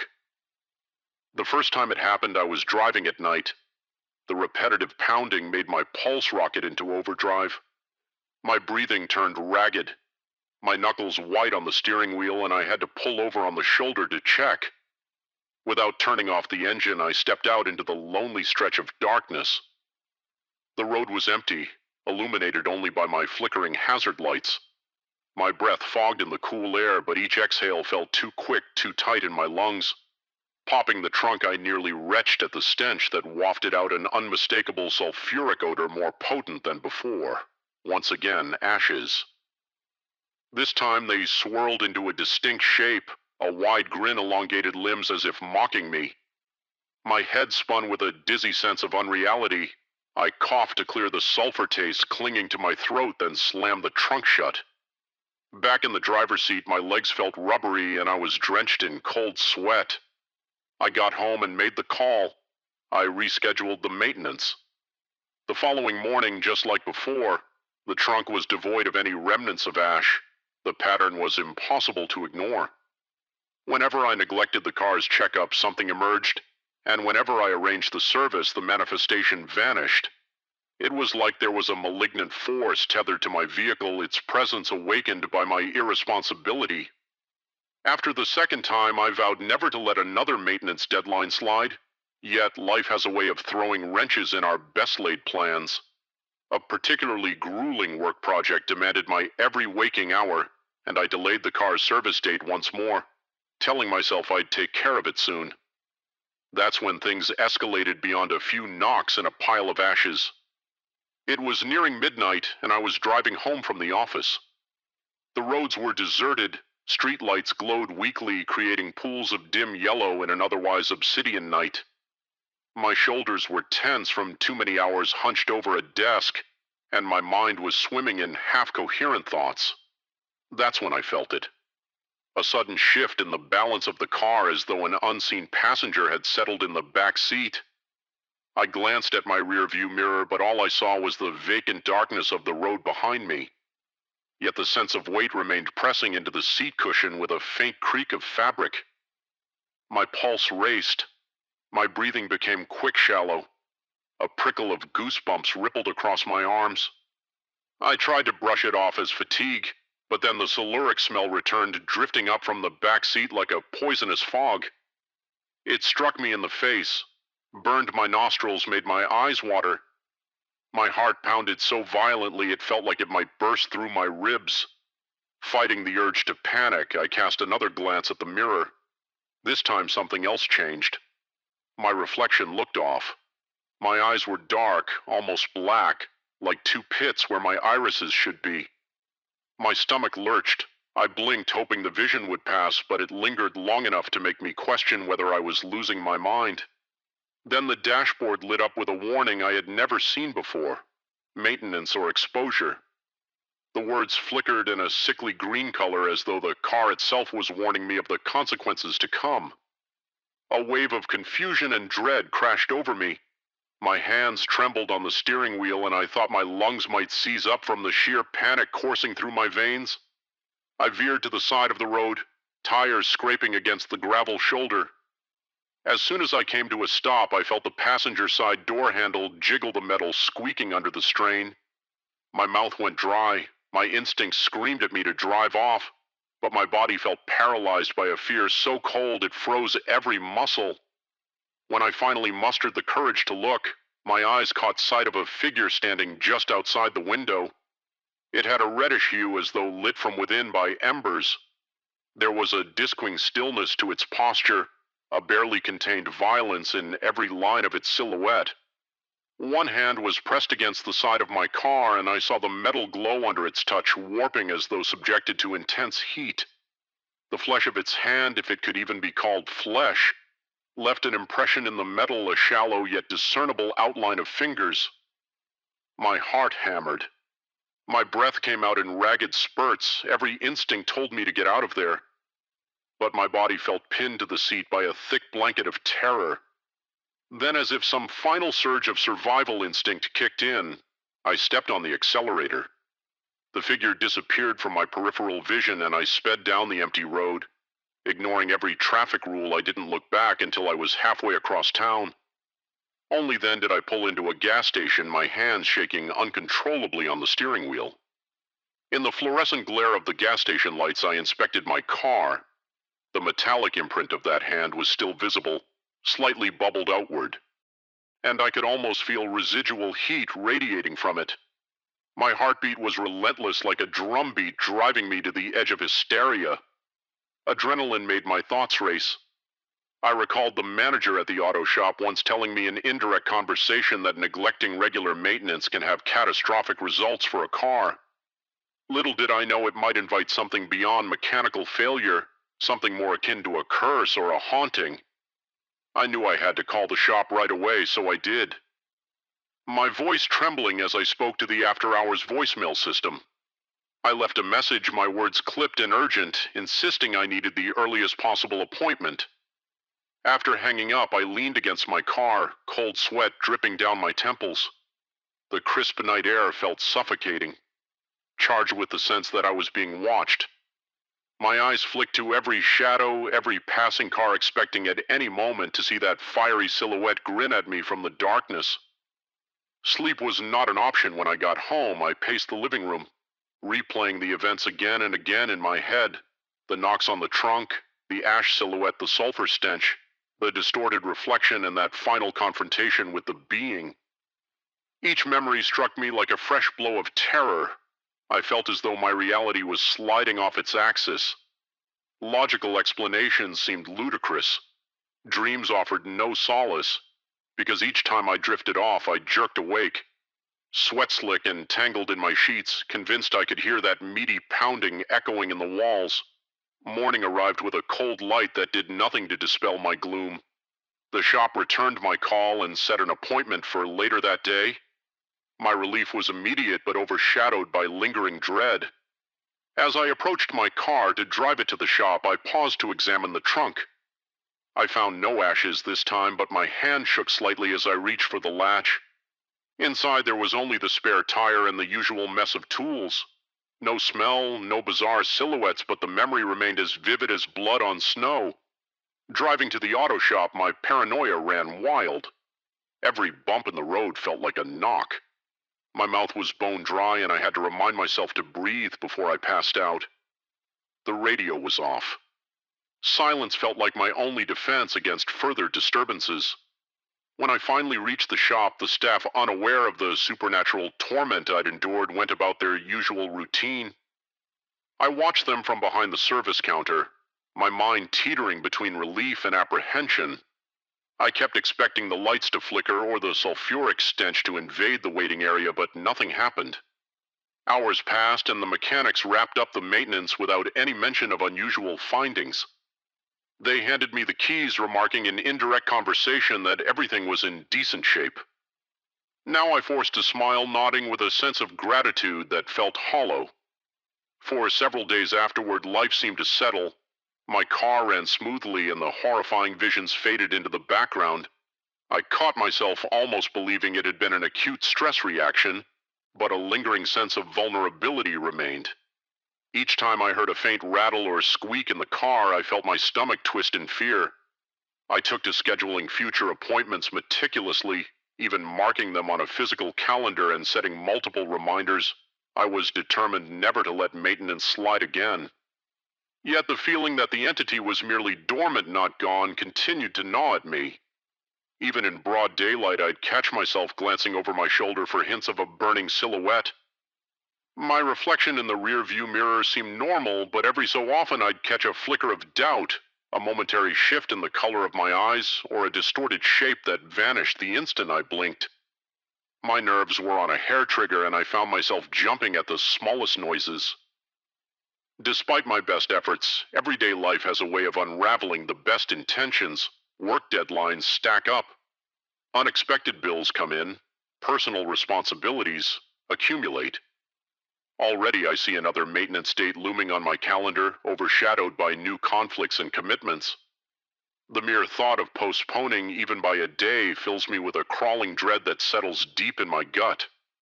My nightmares, once chaotic, have acquired a repetitive pattern. I'm driving at night when the dashboard illuminates with that sickly green script, maintenance or exposure. In the dream, I open the trunk and I'm greeted by the ash silhouette with that dreadful grin. Then the trunk slams shut on its own. The red figure appears at my side and my eyes go black in the mirror. I wake up slick with sweat, heart racing. Convinced the dream is both a warning and a premonition. My only solace, if you can call it that, is that so far I've escaped any permanent harm. The entity seems content to torment but not destroy. I don't know if I can truly fight it or if appeasing it by punctually servicing my vehicle is the only way to hold it at bay. Even now, as I recount these events, my pulse thunders in my ears and an icy tension coils in my muscles. The mere act of remembering feels like inviting that presence back into my life. Sometimes I catch a faint echo of that soluric smell, and my heart seizes up like it's trying to fold in on itself. I can't know for certain if my experiences are the product of a fractured mind, or if there is genuinely a sinister force latched onto my car. But one thing is certain, I will never again take the maintenance schedule lightly. Because in the stillness of night, when reason and routine lose their grip, the knocks might return. And if they do, I know what I'll find when I open that trunk. A swirl of cold ashes forming a sneering silhouette that mocks my own reflection. In that moment, I'll realize once more that forgetting a simple car checkup can open a door to a darker domain, a realm where every breath I take is tainted by sulfur and every shadow holds a glimpse of glowing red skin. And as I stand there trembling, I'll be reminded that some mistakes come with a cost far beyond anything printed on an invoice. Story 13. The stale, suffocating air of the abandoned station clung to me the moment I stepped inside, as though the walls themselves exhaled decades of dust and disuse. My first instinct was to check the ground for cracks or hidden pitfalls, but all I saw were scattered fragments of old tickets, torn posters curling at the edges in a labyrinth of rusted rails. The emptiness seemed absolute, no hint of voices, no echoing footsteps. Only the low hum of the wind making its way through broken windows. Yet from the instant I entered, I felt an unsettling sense of being watched. It was as if the station still remembered all the travelers who once hurried across its tiled floors, their energy lingering in the gloom. I was there for an urban photography project determined to capture the haunting beauty of a place long forgotten. The battered sign, outside, half buried in overgrown weeds, bore the station's name so faded that I could scarcely read it. Something about the place had always pulled at me ever since I first heard rumors of strange phenomena reported by a few bold explorers. Tonight, armed with my camera and a powerful flashlight, I intended to delve into the heart of this forsaken spot. My plan was straightforward. Scout interesting angles, snap some atmospheric shots, and leave before midnight. The corridors were silent as I moved forward, paint peeled from the walls and sheets drifting to the ground like flakes of dead skin. My breathing became shallow and my heart thudded a little faster than usual. With each step, I couldn't shake the feeling that I was trespassing on some forbidden territory. The station's architecture, majestic in its heyday, had succumbed to time. The high vaulted ceiling was now a web of cracks, and every corridor resembled a dim tunnel leading me deeper into an unknowable darkness. My flashlight flickered, casting jittery beams of light against the walls. I brushed off the flicker as a sign that I needed fresh batteries, but part of me wondered if the station's atmosphere itself was at fault. Pushing that thought aside, I made my way to the main platform area. Rows of old benches stood like silent witnesses to ghosts of passengers past. I turned, scanning the high ceiling where shattered lamps swayed slightly, their metal chains creaking faintly. The entire place felt weighed down by something intangible, an oppressive sense of anticipation. I paused near a bank of electronic panels originally meant to display schedules and destinations. They were caked in dust and disconnected from any visible source of power. My flashlight revealed shattered screens, chipped edges, and extensive rusting around the control panels. So when one flickered to life, the moment I directed my light at it, my pulse skyrocketed. There was no hum, no sign of mechanical function, just a sudden glow. My mouth went dry as words formed on the screen. Arrival time 080 and the destination Volta. It defied all logic. The station clearly had no electricity running through it, and even if it did, the console was too damaged to operate. Yet there it was, glowing in the dark, beckoning me to pay attention. I felt my stomach twist and cold sweat began beating on my forehead. My palms grew clammy around the flashlight.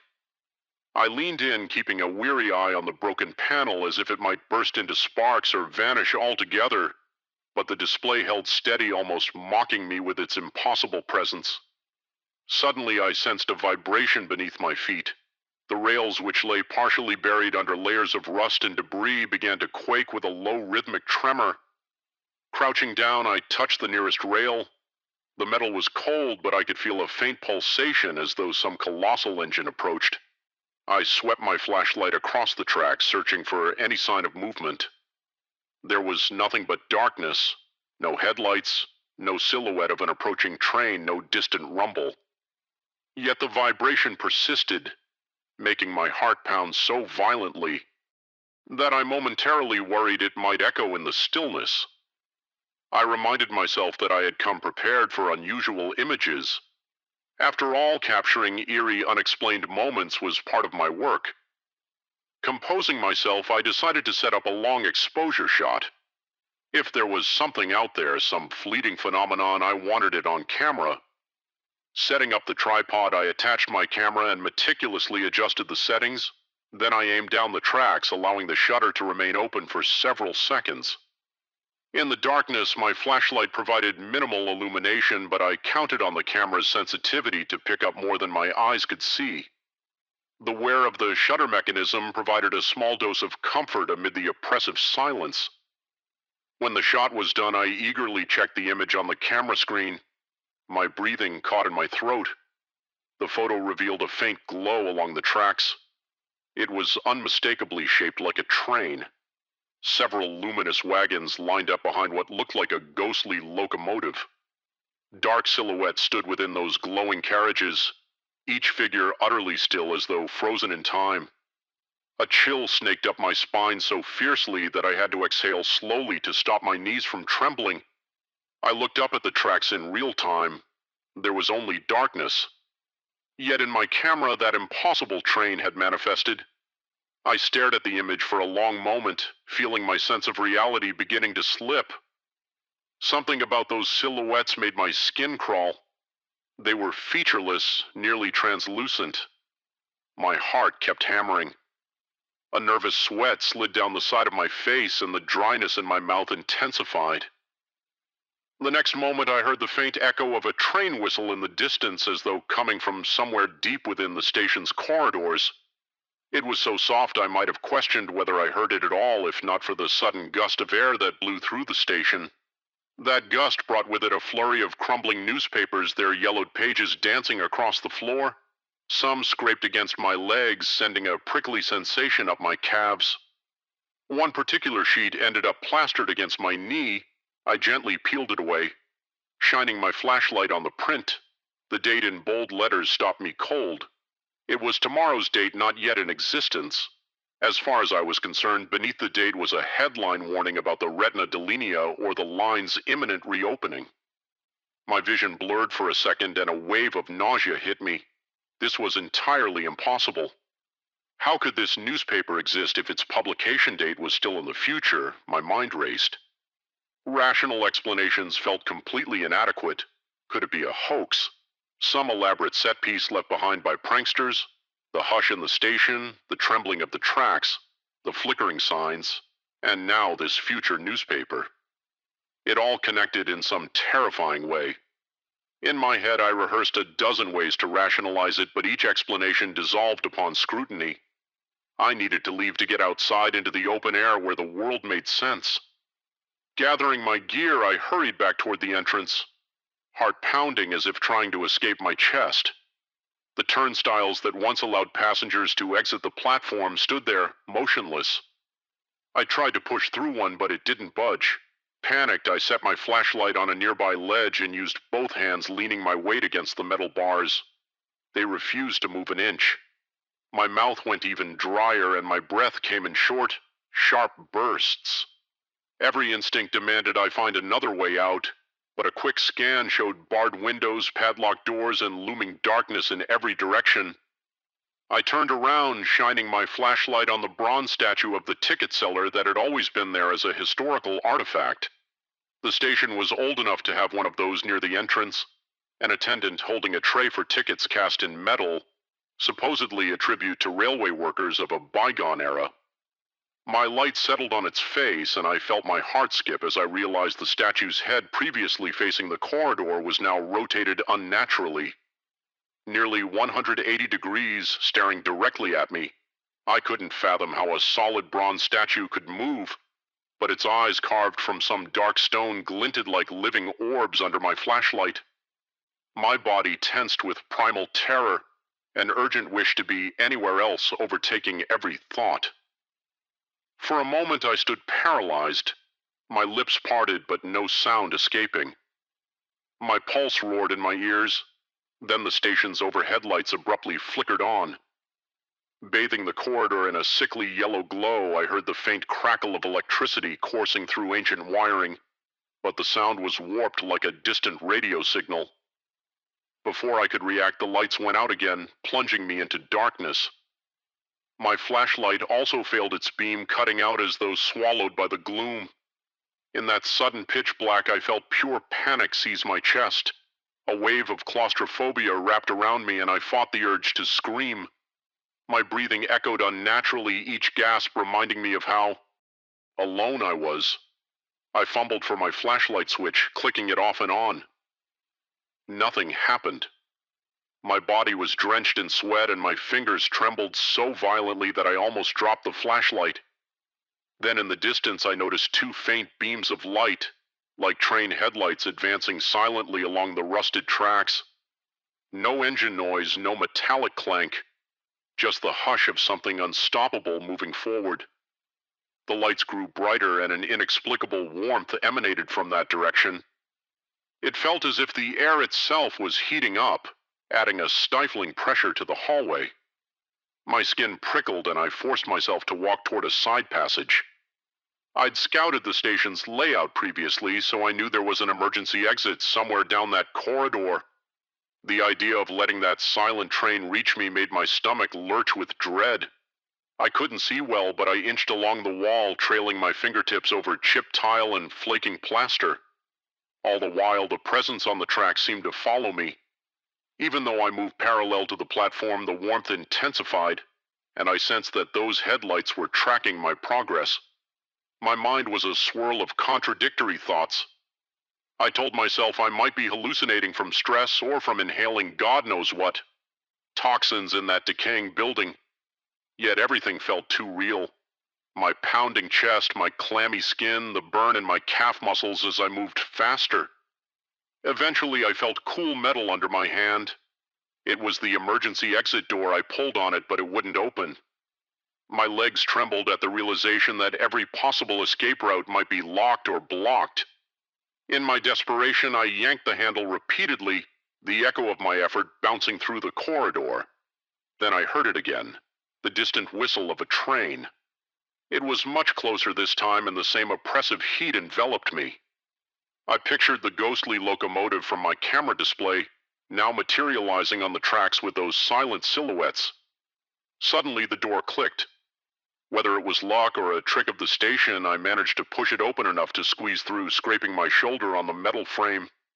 Fresh air blasted my face and the suffocating dread lifted slightly. But as I stumbled into what should have been an outdoor service alley, I realized I was in another section of the station courtyard. Somehow the door had led me into an enclosed area ringed by towering walls of shattered glass. I saw the night sky above, scattered with stars, but there was no easy path down. Only a rusted fire escape clinging precariously to a side wall. A flicker behind me made me turn. Through the open doorway I could see the platform again, illuminated by my failing flashlight on the ledge, still capturing a faint beam. The statue's head was now turned all the way around like an impossible owl pointed in my direction. Its metal eyes glimmered in that dying light. A second later, I heard the thunderous whoosh of something enormous rushing through the station. Yet bizarrely, it remained silent in terms of mechanical noise, more like a burst of wind and heat than the roar of an actual train. Overcome by panic, I slammed the door shut, pressing my weight against it as if that would keep the impossible out. For several minutes, I stood there trying to calm my racing heart. Gradually, the warmth dissipated and I found the courage to check my phone. Miraculously, I still had a signal. I immediately searched for the station's name and discovered a local legend. It had been scheduled for demolition decades ago, but then some unexplainable events put it in a suspended state. People reported hearing phantom whistles, seeing trains on the tracks that never appeared in reality, and reading about arrivals that never happened. One detail in particular froze my blood. Every rumor mentioned a sign reading Vololta accompanied by the number 0. I locked my phone, my mind spinning. At that point, I had to choose: remain there cornered by unknown forces or muster the courage to try one more exit. I decided to climb the fire escape, figuring that if it collapsed, I could at least drop into the courtyard and scramble my way around. Each step up the shaky metal structure set my nerves on edge. My arms quivered from a mix of fatigue and terror, but I made it to a small landing where a broken window led back inside the main building. With no other option, I ducked through it. The corridor I entered was strangely quiet. The lights overhead buzzed faintly, offering enough glow to see without the flashlight. My eyes darted across the floor, searching for any sign of movement. Instead, I saw something that made my skin crawl: footprints in the dust leading away from the window I just climbed through. They were not mine. These prints were larger, etched deeply in the grime, and spaced in a manner that suggested a slow, deliberate pace.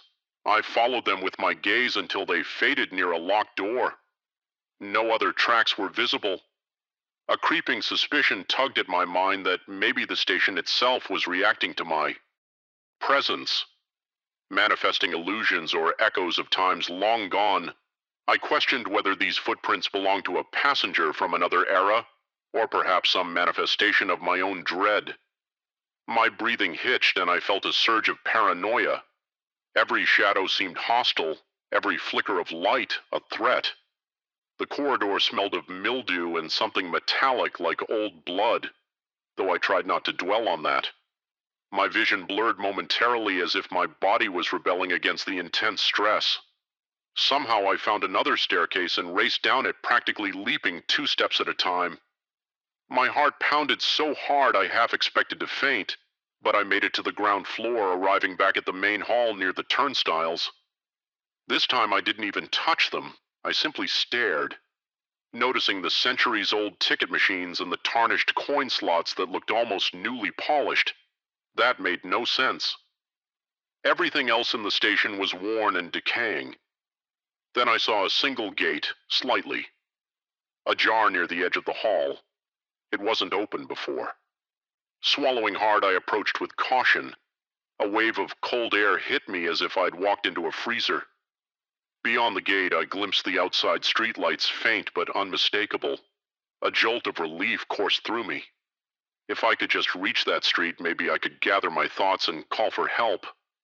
With trembling steps, I slipped through the gate, half expecting it to slam shut or lock, but it stayed open. I crossed the threshold, stumbling onto the cracked sidewalk of the deserted street. When I turned back, the gate was closed. The station beyond was silent and dark, its windows reflecting only my own pale, terrified face in the glow of the streetlight. I stood there panting, sweat-soaked and trembling, my camera bag weighed on my shoulder, a stark reminder that I had documented something unbelievable inside. My arms and legs felt lean and a headache pulsed at my temples. The sense of danger began to subside, replaced by an uneasy awareness that what I had seen could not be explained away easily. Even now, hours later, whenever I close my eyes, I recall the luminous train in my photograph and those silent silhouettes behind the windows. My mind replays the moment when the newspaper with tomorrow's date drifted against my knee as if urging me to heed a warning. Occasionally, I hear phantom whistles echoing in my dreams, and I feel the oppressive heat of those impossibly silent headlights creeping up behind me. Though I escape the station's physical confines, something about that encounter lingers like an invisible tether. I can't help but think that the next time I hear a distant whistle, it may not be my imagination at all, and that somehow the station's timetable has yet to be fulfilled.